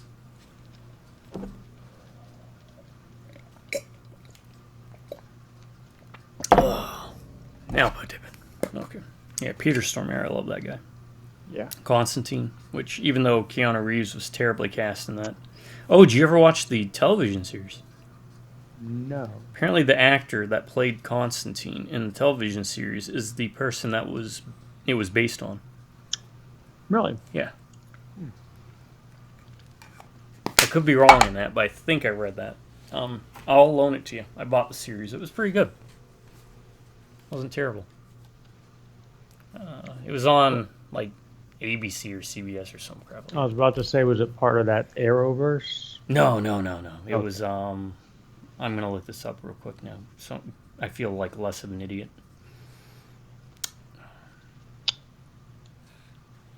Never stand in my way.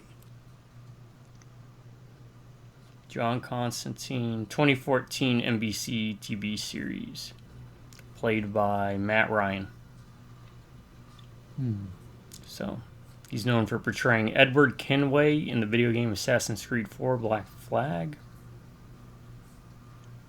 Oh, he did play John Constantine in the Arrowverse.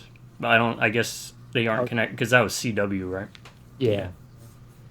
And he voiced the character in the DC animated movie universe and its spin-off web series Constantine City of Demons. Oh. He's a Constantine guy. Yeah, he pretty much... Oh, now there's three of my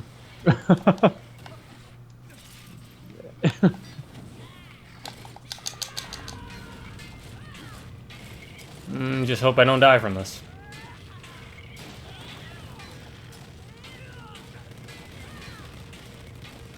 I can pop mine too. I must wait.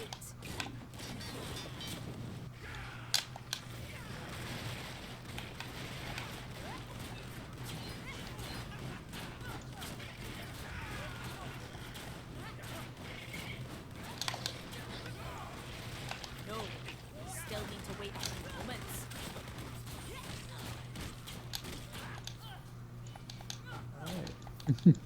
And that's how you take care of that. Oh, I just noticed now your traps are on fire. Yeah, that was the second level. The upgrade. They're pretty good, I think. Yeah. I mean, if anything, they slow them down, right, when they hit them. Yeah. Center one's the way it looks like we're supposed to go, so... Of course, we have to check out everything but first. Everyone knows the rules by now. Or the longtime listeners know the rules. Always look at everything. Lair, or I'm no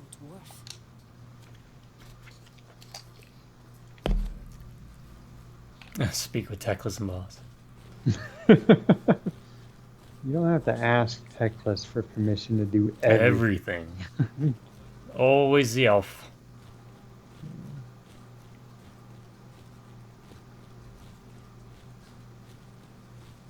First now, Donate. it's time to donate. Donating is Actually, my new favorite thing. make sure that there's nothing we miss. Nothing good, right? Yeah.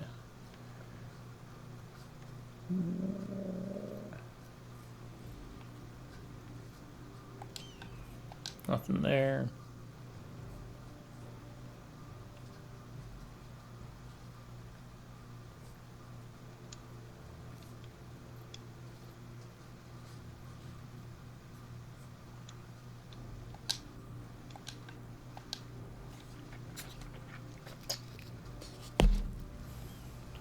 Oh, here we. Well, it's a sword. I don't use my sword though. 70 health drain, huh?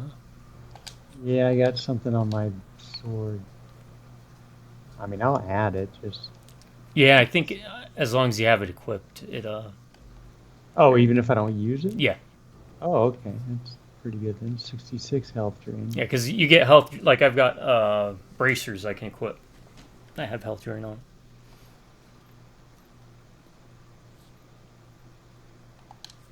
Oh, I didn't know if I had to actively be killing something with the sword. No, you don't.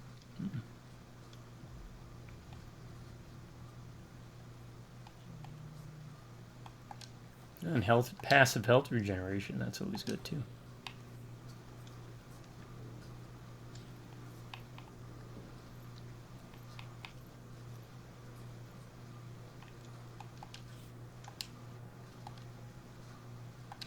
Okay, this.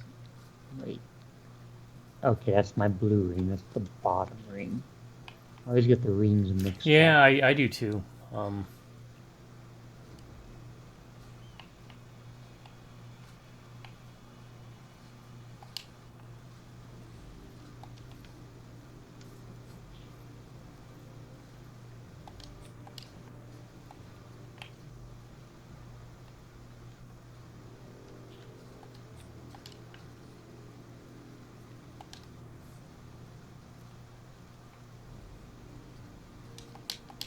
Okay. Hey, donating. Trade.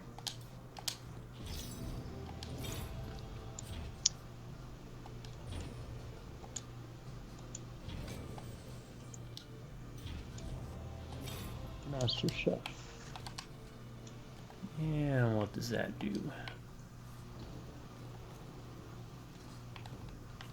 Plus 10% health? Yeah, sure. It's free. I'll pop it on.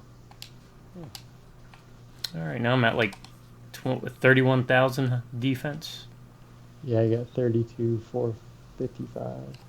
What's your attack? 18, 17. Okay, I'm 2051. So we're comparable, so no one's really carrying anyone. And it's kind of been that way the whole time. Like, Yeah. you know, and that's a good thing. The classes are well balanced enough that you don't feel like you're holding your team back. Or if you're playing solo, that you're going to have a harder time about it. You just have to adapt your play style. So I'm sure if I played the Elf High Mage, it's going to be more of a long range dodging type of game.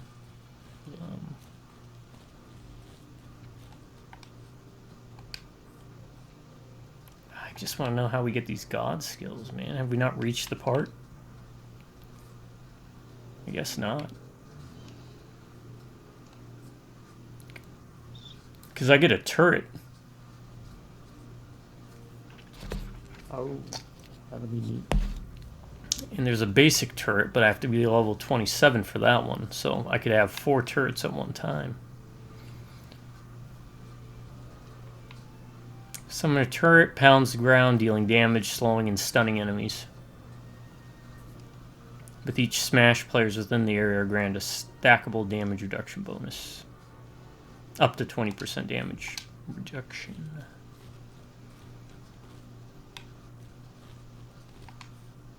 Okay, my condemn thing.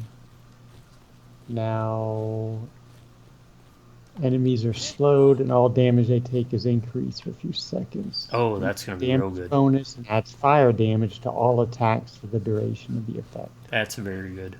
Anything that causes vulnerability, for example, meaning they take increased damage from sources. That's good. Yeah, I think I'm pretty set.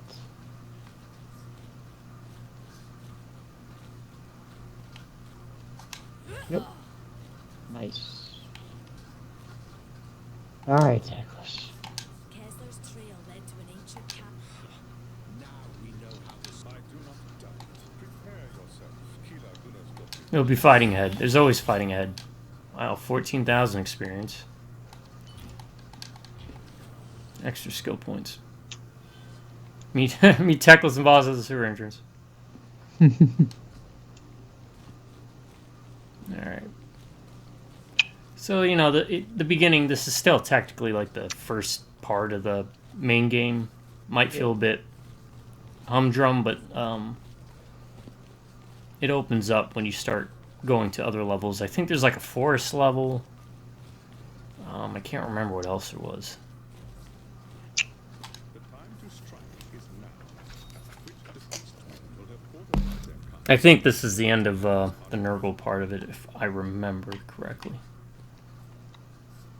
Hold on. It equipped, it automatically equipped one of my passes. Which I'm going to unequip because it's melee, and I don't really use melee. I'd rather have the points. Yeah. Yeah. And that shows the flexibility with the game, so... Like, I could go more range dedicated, but I like to mix it up. So I've got melee and ranged.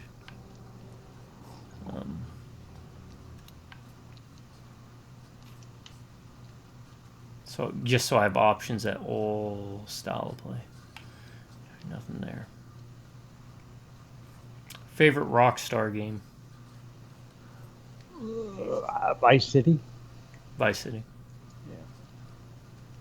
Yeah. The Warriors. Yeah, that'd be a close second.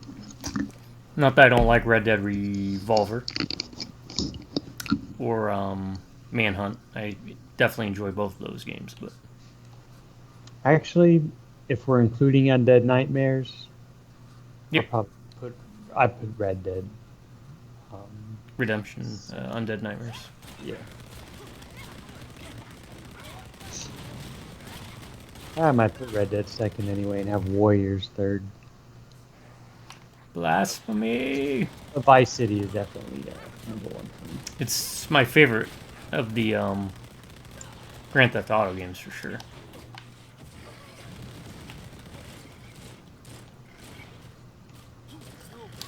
Pressure needs to be stabilized first.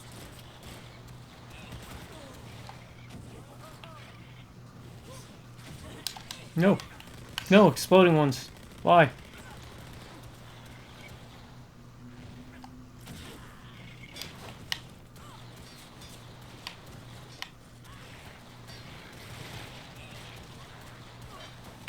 No.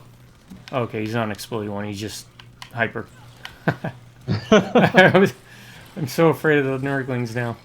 Not a sugar rush. Come out and slow they down.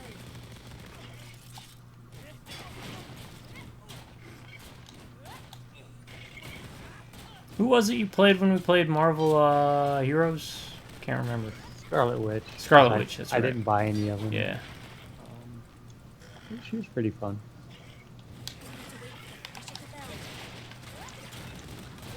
Yeah, I think the only one I bought was Captain America. All the others I unlocked.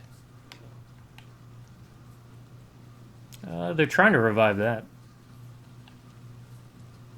Yeah, I'd get back into it just because, I mean, there aren't a Marvel property for a game like that would go a lot for me.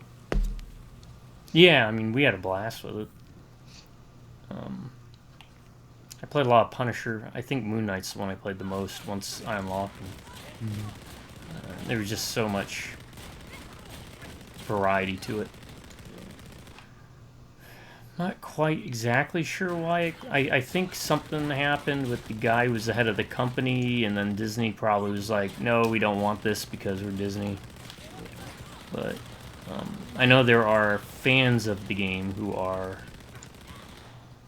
trying to bring it back.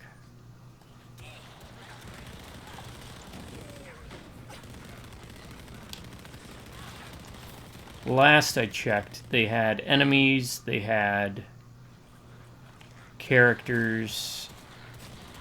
You couldn't actually hurt the enemies, they just stood there. There was no missions, and I think the only level they had was the downtown level.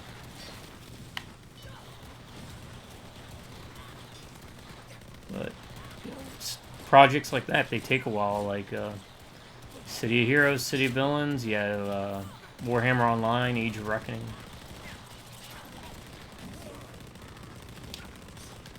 Which is still one of the most fun experiences I had in an MMO was Warhammer Online.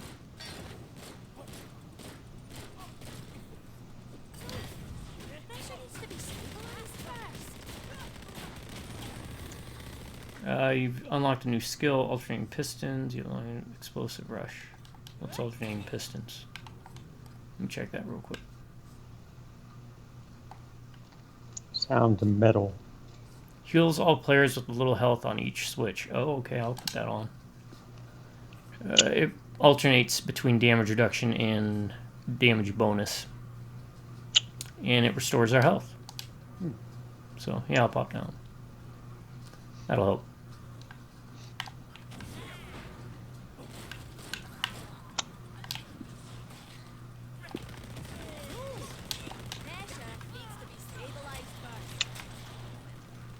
Alright. All of you. Come on. Gather. Gather around, my Nurgle.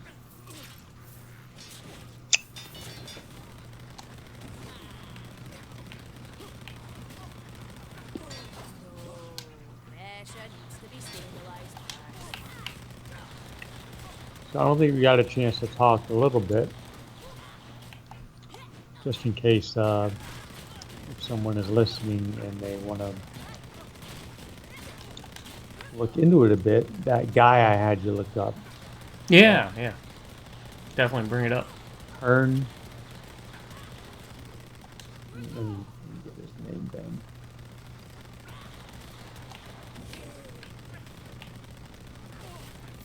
Yeah, he's what I gonna call a Greek Italian.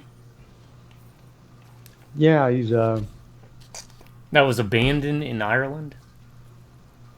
Irish, I think. Father was Irish and mother was Greek.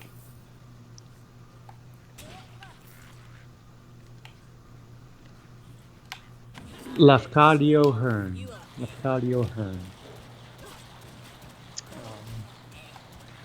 Eventually, I guess, for those who might be interested and who are listening, the mother wound up hooking up with another Greek person and heading back to Greece. And I think the father just abandoned him, maybe. And he went off to live with an aunt, and then she got rid of him. And a family friend, I think the way I read it, felt bad for him, but was also worried about the reputation of the family. So it was like, hey, I'm going to let you go to the U.S., go do something. And then when he met up with relatives in the U.S., they're like, here's some money, good luck. So basically, he was homeless on the streets. Homeless, duh. Where else would you be homeless, I guess? In Cincinnati, somewhere in Ohio. Cleveland or Cincinnati, I think. Mm-hmm. Eventually made his way, and some guy at a newspaper took pity on him and let him sleep in the building or something. Made his way so he became a journalist and was like very successful with the stories he'd write. So he became an accomplished writer, almost on par with the people of his time. I'm thinking it was around the time of like Mark Twain. I think I might get the timeline wrong, but anyway, made his way down to New Orleans, did all this great work, writing about New Orleans and all this and that. And his house is part of the National Heritage Registry thing, historic landmark in New Orleans. And he eventually made his way in Japan because he was always fascinated with Japanese culture. Some of the stuff he wrote, I read just a snippet of some of the stuff he wrote while he was in Japan. He had genuine love for the people and the culture, and there's a museum there. Yeah, he married a Japanese girl, didn't he? Yeah, oh yeah, that's right, he did. He did, because his great-grandson, and this is how I got on the whole thing. Yeah, I was actually kind of curious how we got there. A bloody, disgusting article about a movie that came out that his great-grandson was in. Huh. Had a cameo in, and I was like, well, who's this person? And I started looking it up, and it's like, oh, wow. I think it was Bloody Disgusting, a horror movie coming out. I'll try and track that down, because it was just interesting how I got down this rabbit hole. But one of the great quotes I like to read, I was reading about, he had a close Japanese friend who was dying, and like one of his last things he said to him was, God, I'm gonna butcher the quote, but it was something like, when you figure out, because he loved the Japanese culture, but it was one of those things where he couldn't understand it all. Yeah. A foreigner coming over to obviously a new country and everything. I kind of want to get the full quote right. We can take a second if you want. Yeah, give me a second. Because I love the quote. Try to look it up. I'm not even, I think, given the full story the credit. So I do hope people would look it up. It was kind of a neat story.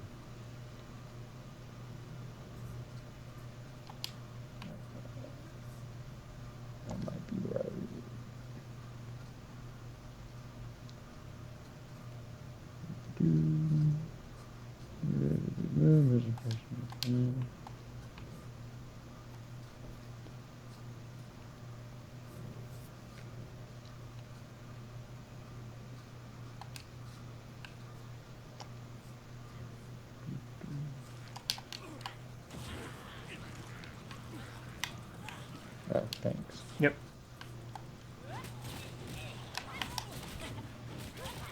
Yeah, he even changed his name too.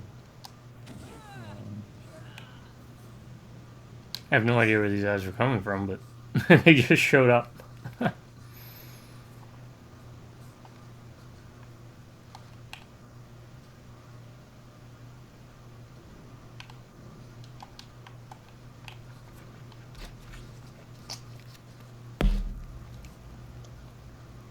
And see, there was a couple articles that I read. That's the problem. It's gonna be...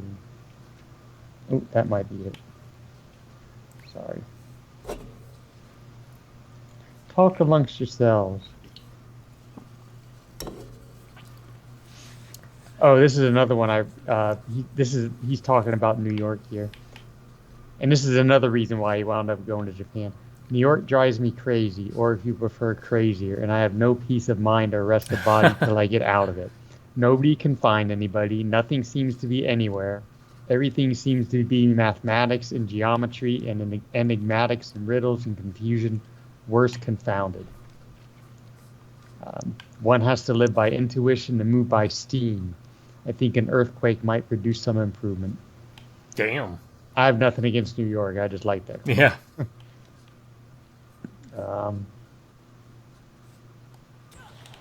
In attempting a book upon a country so well trodden as Japan, I could not hope to discover totally new things, but only to consider things in a totally new way. The studied aim would be to create in the minds of readers a vivid impression of living in Japan, not simply as an observer, but as one taking part in the daily existence of the common people and thinking with their thoughts. This is the quote I was looking for, though. Um, Long ago, the best and dearest Japanese friend I ever had said to me a little before his death, when you find in 4 or 5 years more that you cannot understand the Japanese at all, then you will begin to know something about them. I just love that quote. After having realized the truth of my friend's prediction, after having discovered that I cannot understand the Japanese at all, I feel better qualified to attempt this essay. So he had much love and respect for Japan, and I don't know, it's just, I don't know, something about that, his life just seems so interesting. And I just love that quote from his friend. Well, you know what, though? He never played Warhammer Chaosbane. Back to the game. So we got that going for us, all right? Yeah, when we eventually get there, I would like to hit up that place. If we Oh, can for find sure. Yeah, definitely.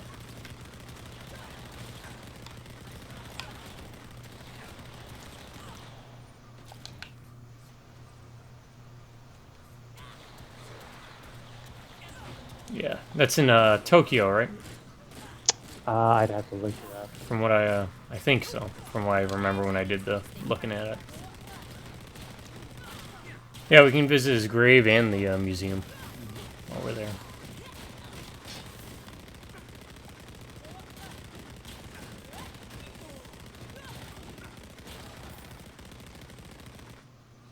That's a great thing about Japan is things are like a short hop and skip if you just take the Shin, which is the bullet train. Get back here. Chicken. Yeah, I think, didn't you mention the bullet train it costs a lot, but Yeah, it's actually, you can actually probably get a cheaper flight in Japan Yeah, than that's riding what I'm saying, the bullet yeah. train, but I would like to do it's the a good bullet experience. because that is something I definitely want to experience.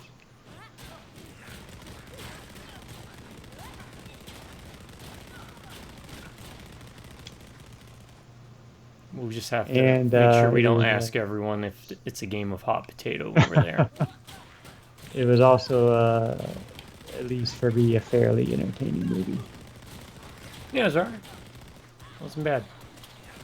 This is a Chaos Warrior proper. Oh, he is kind of badass. You get double barreled, buddy. Whoa, hey, he's pretty quick.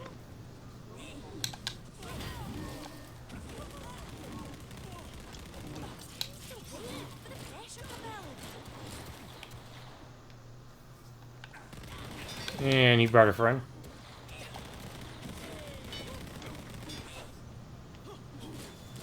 Steve and Bob. Chaos Warriors.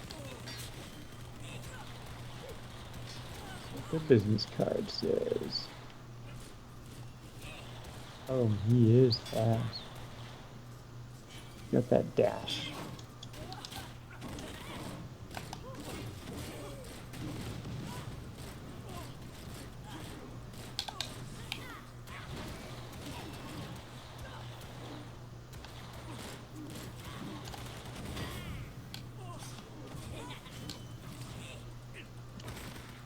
Oh, I see. He's leaving like a slime trail.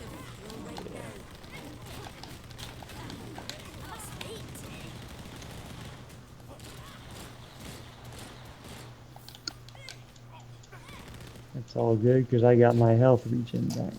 My health drain back.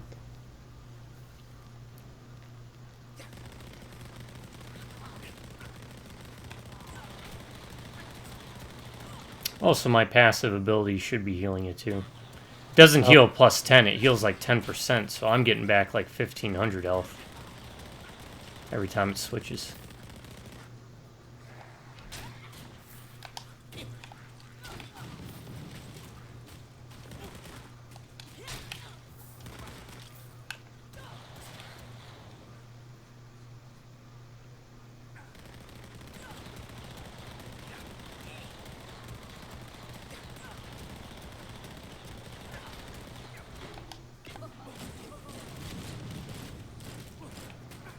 These jabronis. They don't seem very into it. They know what the deal is. You know what you were getting into. You became a chaos or whatever. Yeah.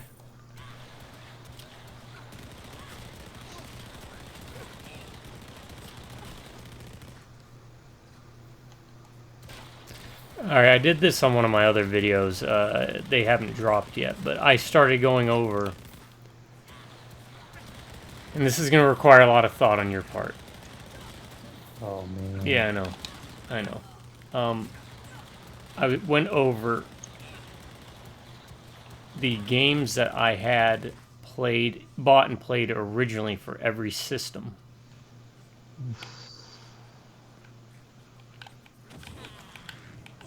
That I got. So, you know, the launch games that you played. Did you finish? I did.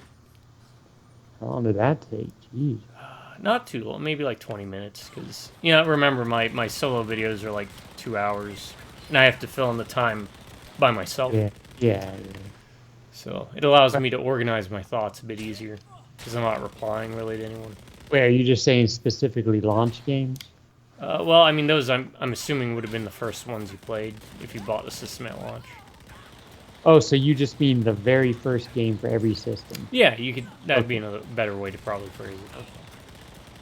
Because there were some that I didn't like. The PS3, I said the first game, though not technically true, because I played PS3 games whenever we do co-op stuff when you had it, but it was Twisted Metal PS3, right? Because that's the reason I bought a PS3. So you're saying the first one you bought yourself? Yeah, the first one I bought and played for when the console released, or when I bought the console. So I listed a lot of launch games for the different systems. SNES, Super Mario World, for example. I don't even know if I can remember any of these.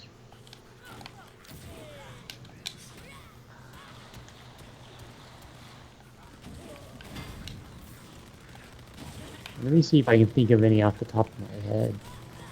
Pressure needs to be centralized first. Well, I'm pretty sure the 360 was King Kong. Peter Jackson's King Kong. Oh, that right, yeah. It was a pretty good game. It was decent. It had the you play as the Adrian Brody character. Yeah.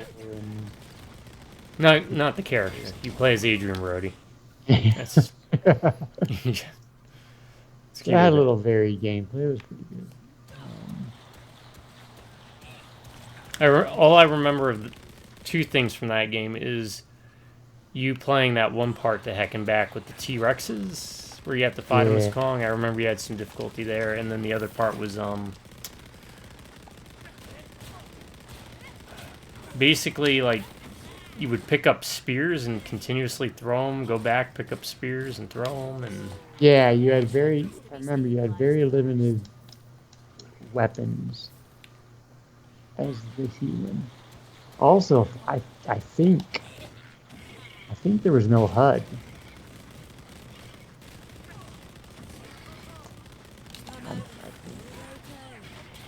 It was a decent game especially for a movie game. It was pretty decent. yeah. PS3, I want to say Resistance, maybe. Not Heavenly Sword? Oh, you know what? It might have been Heavenly Sword. I thought that was a launch game. I could be wrong, though. I think you might be right. It's also a good game. Yeah, I remember watching you play it, being impressed with the facial animations at the time. It was mind-blowing to me. I think I have a bad memory anyway, so trying to remember too much about this. I think it was short. Yeah. Maybe a little wonky, as sometimes launch titles are, you know. We'll take a breather here for a second. I got a new skill I want to check out. Yeah. Should help give you a chance to... PS2.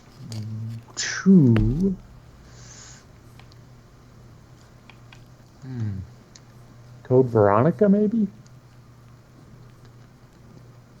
No, because back then I was playing Madden, so it had to have been a Madden game. Or Code Veronica, one of those two. PS1, I think it was Desert Strike.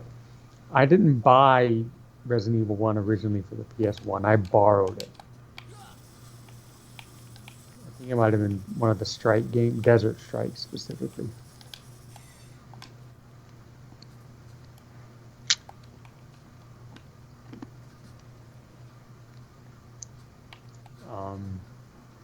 Did you remember the Genesis SNES? Sonic the Hedgehog. Oh, that came with it, didn't it? Yeah. Those were easy, right? Because they always came in packaged with. That whole timeline's blurry for me anyway. We were living in Massachusetts.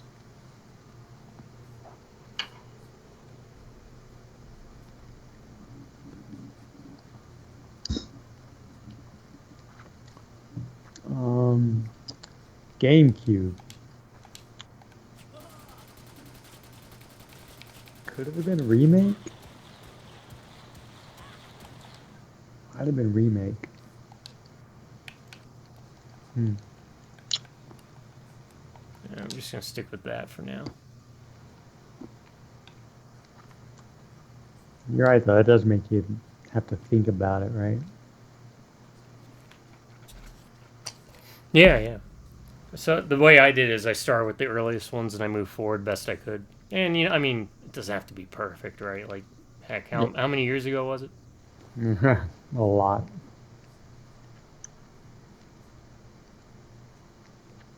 Well, let's see. When we were we're talking like over 30 years for the Massachusetts time. I graduated in '93. And it wasn't too long after that we all moved. Man, 30 years. Yeah, it flies by. Yeah. A couple more weeks, I'll be 50. The big 50. Yeah, that's right. Birthdays. I always forget about those things. Well, we're probably going to do something because that's the weekend I'm going to be home. Oh, okay. We're going to hit the casino one of the days. And then I'm actually gonna stay over one day, I think 1 or 2 days. So we'll do something, I'm sure. They'll make something special. That's when we can finish up Ultimate Alliance. Yep. And then maybe get to Ultimate Alliance 2 down the road. Yeah. Because I know we still haven't finished those live videos yet for that. We will. Yeah. And if you want to check those out, look under the live tab or whatever it is on YouTube. You should find them there. Yep. Our playthrough. They are no commentary because I didn't set up a mic. Maybe I'll set up a mic for the PlayStation 4. I think is what we played on. Yeah, 4. That's what I got. But for those of you who are not familiar with Ultimate Alliance and just want to see how it plays, and, it's a fun game. Really fun game. We tell you more about it, but it's classified. It's classified. Where's the bathroom? It's classified. Although that was 2, wasn't it? Was it 2? I thought it was 1. Could be 2. We tried the X-Men Legends games. We couldn't really get into them. Yeah. A little bit too archaic at the time. Plus, it didn't have the same deep-seated roster that you get with a just generic Marvel. Okay.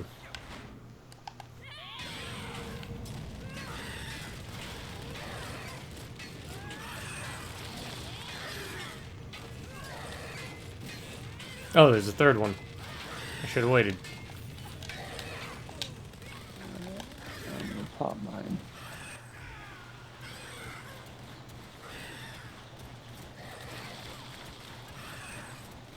Just make sure you watch your health.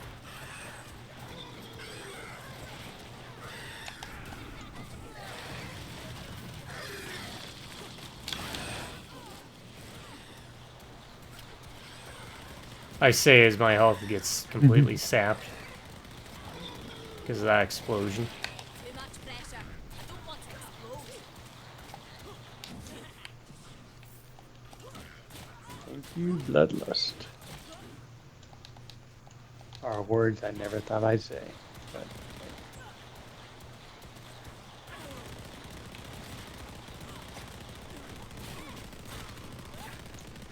Alright, now I'm going to have to consider changing out for either melee or ranged, because I need the skill points. So let me try this melee thing out real quick.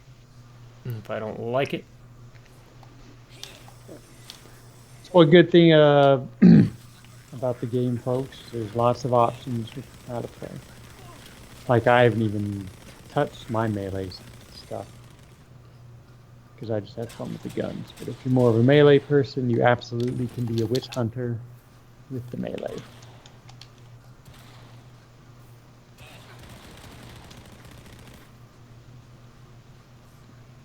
yeah, with the exception, I don't know if the captain gets melee or ranged. The only ones I think that are going to be locked are the dwarf slayers melee, because they don't use ranged weapons. Because their whole thing is to get run up to someone's face. and try and be killed by a nasty creature. And I'm assuming the high elf mage is pure ranged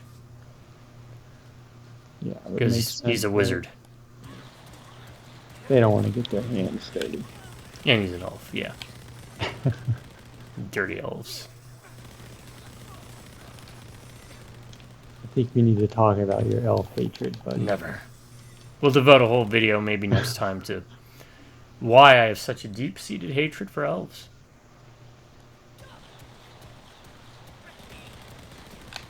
They're so pretty. So pretty.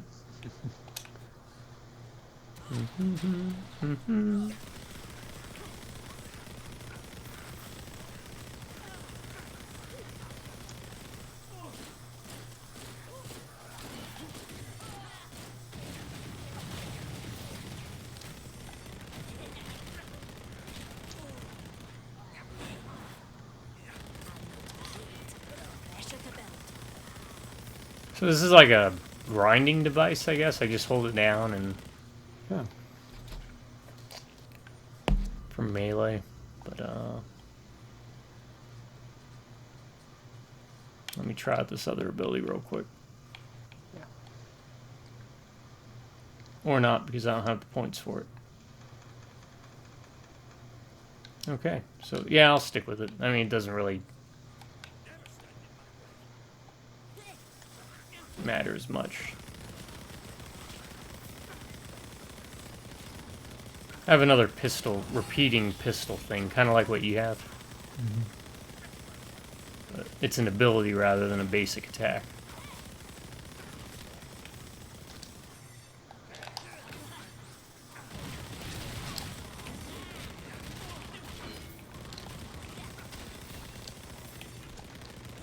You guys are screwed. Yeah. We just need to get our bloodlust built back up, because I feel like we're going to be getting close to a final boss here very shortly. Yeah.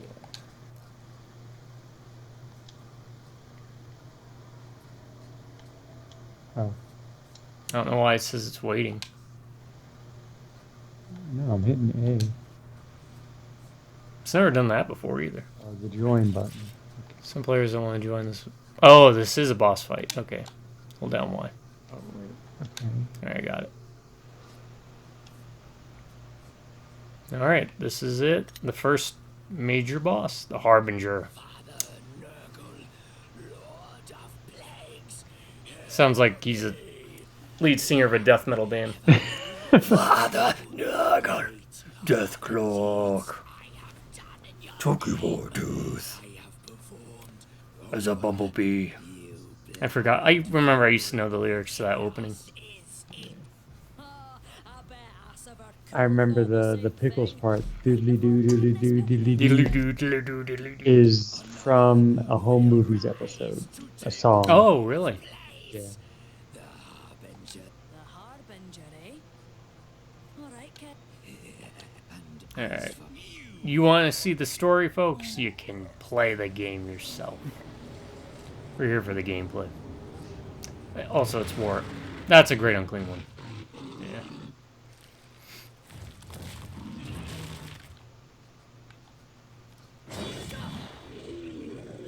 I'll hide behind this because it looks like it's a directional attack. Okay, that's what we do.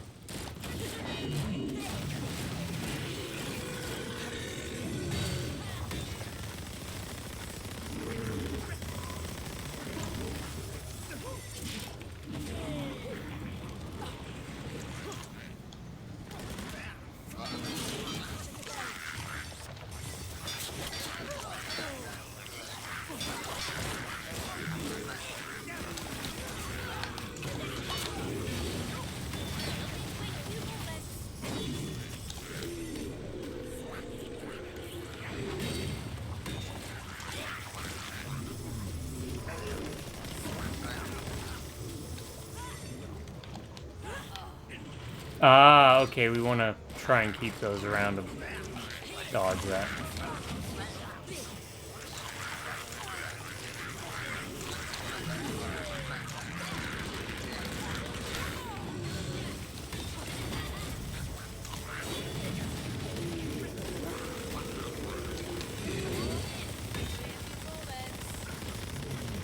And it looks like he's got 3 or 4 health bars.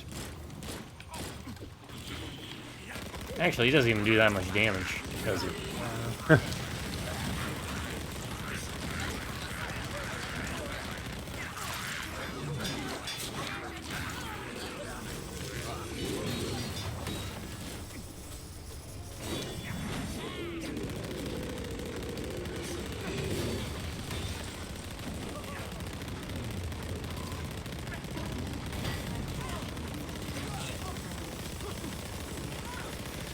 Yeah, we can just heal through it.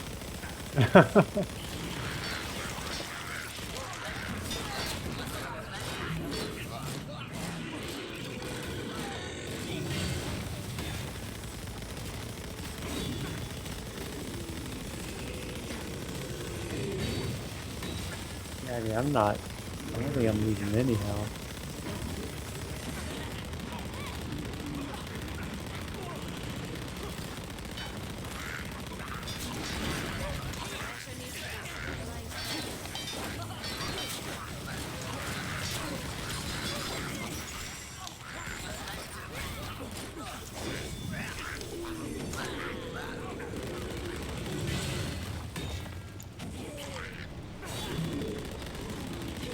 Yeah, with this health regen and every couple seconds I give us a bump heal in health.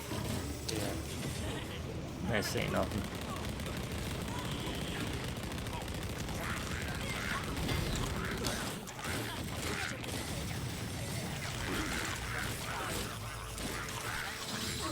Stop targeting the little one.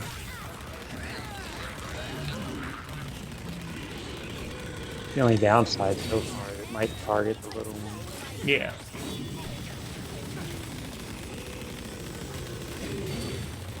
Great unclean one. Wipe your butt next time.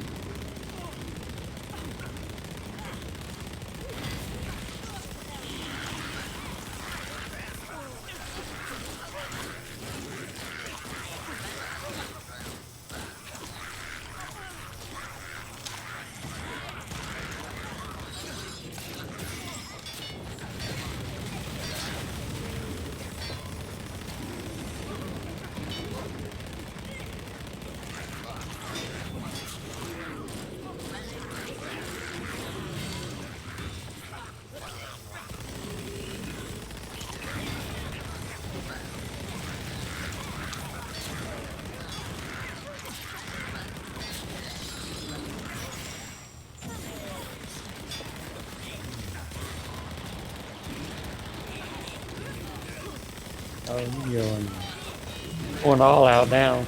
Yep. Easy and inevitable. Things are dropping from the ceiling.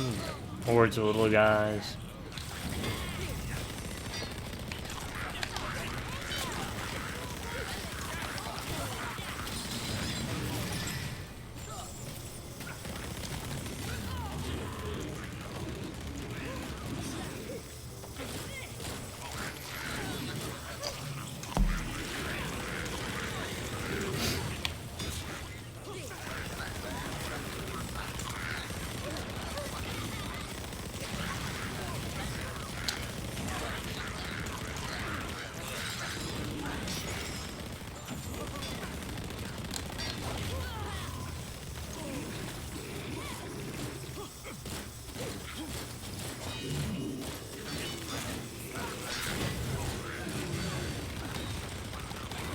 I might say we might even bump this up to very hard.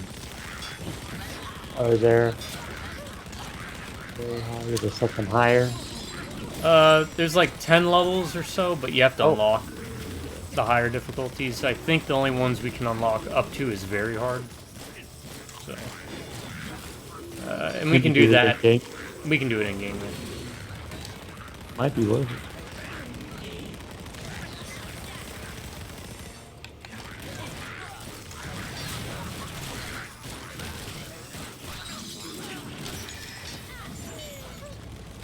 Because this guy's a chump, even though I like Papa Nurgle.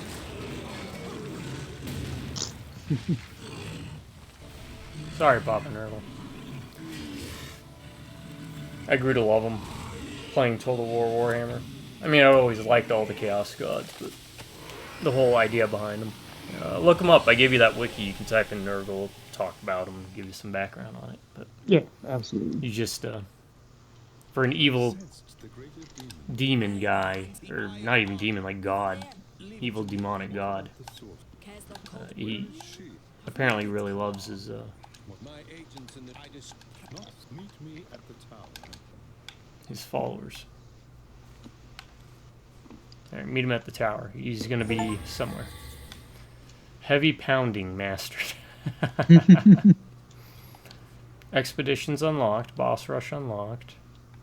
Alright, I'll have to look up what expeditions are. And we'll leave the lair, do some cleanup, make donations. And probably call it, or do you want to keep going? Nah, we'll have to call it. Oh, Yeah. that's right, yeah. I'm gonna work tomorrow. I might. Tomorrow's supposed to be my day off, but I might. My cardio day off. I might do something because the weather's supposed to be decent, and then tomorrow afternoon it's supposed to start getting really cold. So. Boss rush. Okay. Relic hunt, Tower of Chaos. Okay. Alright, let's clear this out. I'll change that.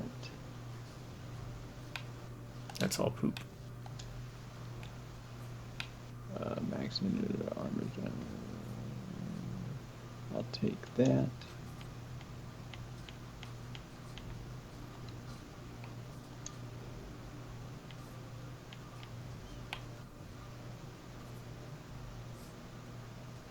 Keep that.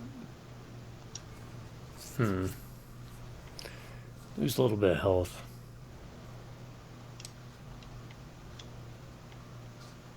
Yeah, that's fine.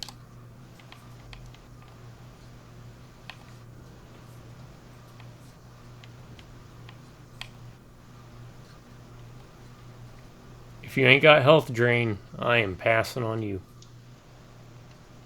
Yeah, right. At this point, I've kind of realized health drain is the way to go.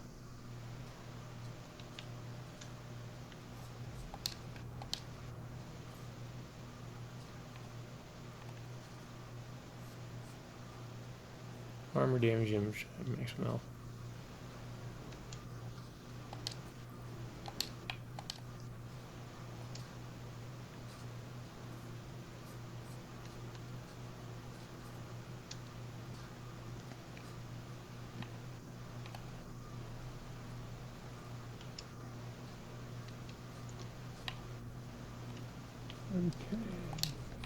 Donate. You know what? That's what I'm gonna do. I'm gonna stick with loot drop, quality, and health drain.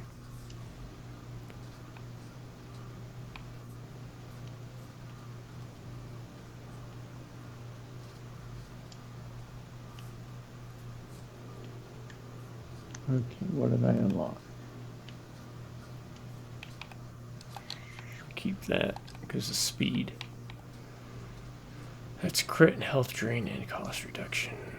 So I didn't unlock the new Collector's Guild thing. It said something about it.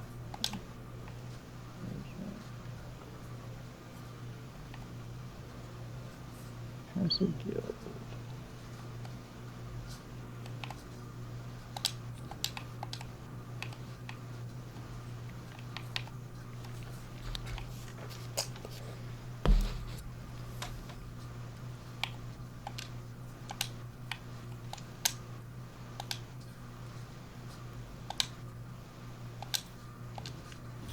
Did our god things unlock? Did you see it? Last time I looked at it, I wasn't able to access it yet, so I'll do a lot more research to see.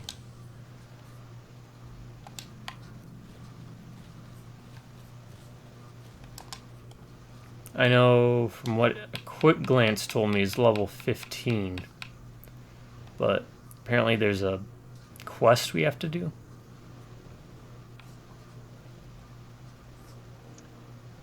So, alright, I'm good. Oh, there's our gold. Oh, I got a lot of gold. I should just be using gold to respawn.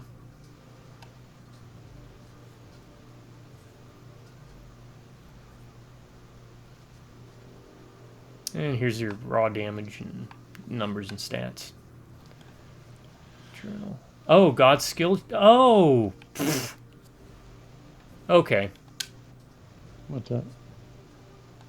Are you ready for this? Hit me.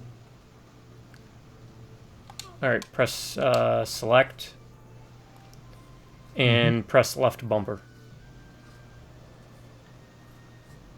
Oh. There should be two. If you press Y, it brings up a second God skill tree, from what I could tell. No, I just get one. Oh, okay. It might be because I have all the DLC. Yeah. Okay, so this is something new. And you use favor points? Yeah, that's what it looks like. Oh, you got to work towards something. Okay. This is a whole new thing, huh? I can see someone a turret. I'm going directly to it. I'm spending my points now. Health and armor. There, I got the turret. A turret.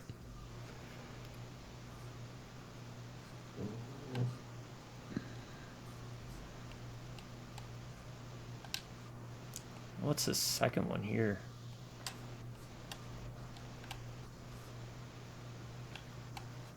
Yeah, there's a lot here. I guess you kind of want to find one you want to work towards. Yeah, it looks like it. And like I said, I got a second God skill tree. I don't know why or what it is. What's different about it, but... Oh, this is neat. Icons of Sigmar deal fire damage to nearby enemies. So each time one of those circles pops up. Oh, the circle things. Yeah. Oh, that's pretty good. I might go for that.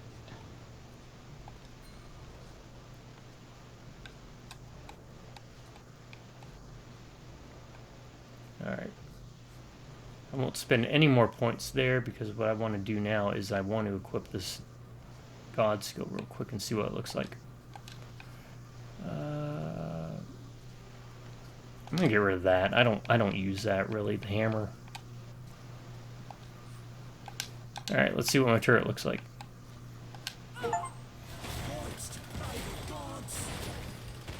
It's a giant, like, ghostly jackhammer. Oh, that's not really a turret. It only lasts a couple seconds. It lied.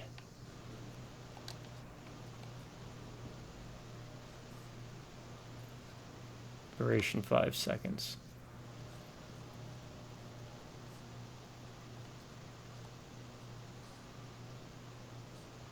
At least those last 20 seconds, so.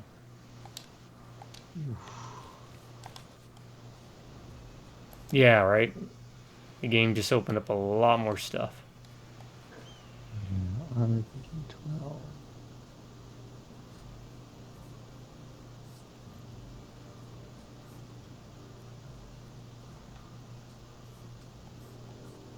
Okay, actually, I think I'm going to go towards that.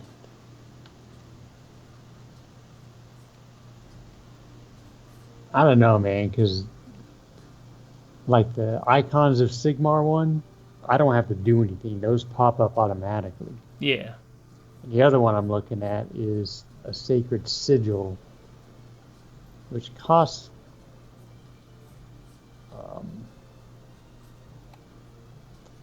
it's got a cooldown, but you place a mark on the ground, and when enemies approach, it deals heavy damage and slows them. It's a trap, basically. 6,800 damage. That's pretty good too, but the Sigil one, it's got a 29-second cooldown. It's fine. But the icon of Sigmar ones, I don't have to do anything. It's just those will automatically pop up. I guess with the Sigil one, I can place it where I want. And it looks like you can reset them. Okay, I'm gonna go for that one. Then. Okay. My God skill, I have 8% armor, 12% armor piercing, 40% crit damage, 21% damage, 10% damage over time, 6% max health, and 16% bonus damage to champions. So Actually, shit. I mean, I could probably do both. I mean, I don't have to limit it to just one. no.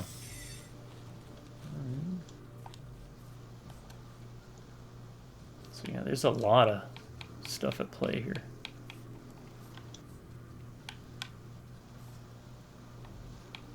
Oh, I can just click on the icon and it maps it directly to it. Oh, okay. So like if you click a faraway one, it'll use all the points to get to it. Yeah. Okay. All right. Well, you know what, folks? It's just gonna be us humming and hawing at this point. We don't want to bore you. But yeah, again, the game opens up. There's a lot more to mess with. And I'm really looking forward to getting through the main campaign and us hitting the other two, because we haven't played those, the Tomb Kings, and then there's another one. I forgot what it was called. Anywho, we're going to call it here. To my subscribers, you all stay awesome and have an amazing day. Drive-by Rubneck and viewers. Catch you next time. This has been Warhammer Chaosbane. 2 OGs play. Chill with Jack and Jill. You all have a good morning, a good afternoon, and a good night. Night, everyone.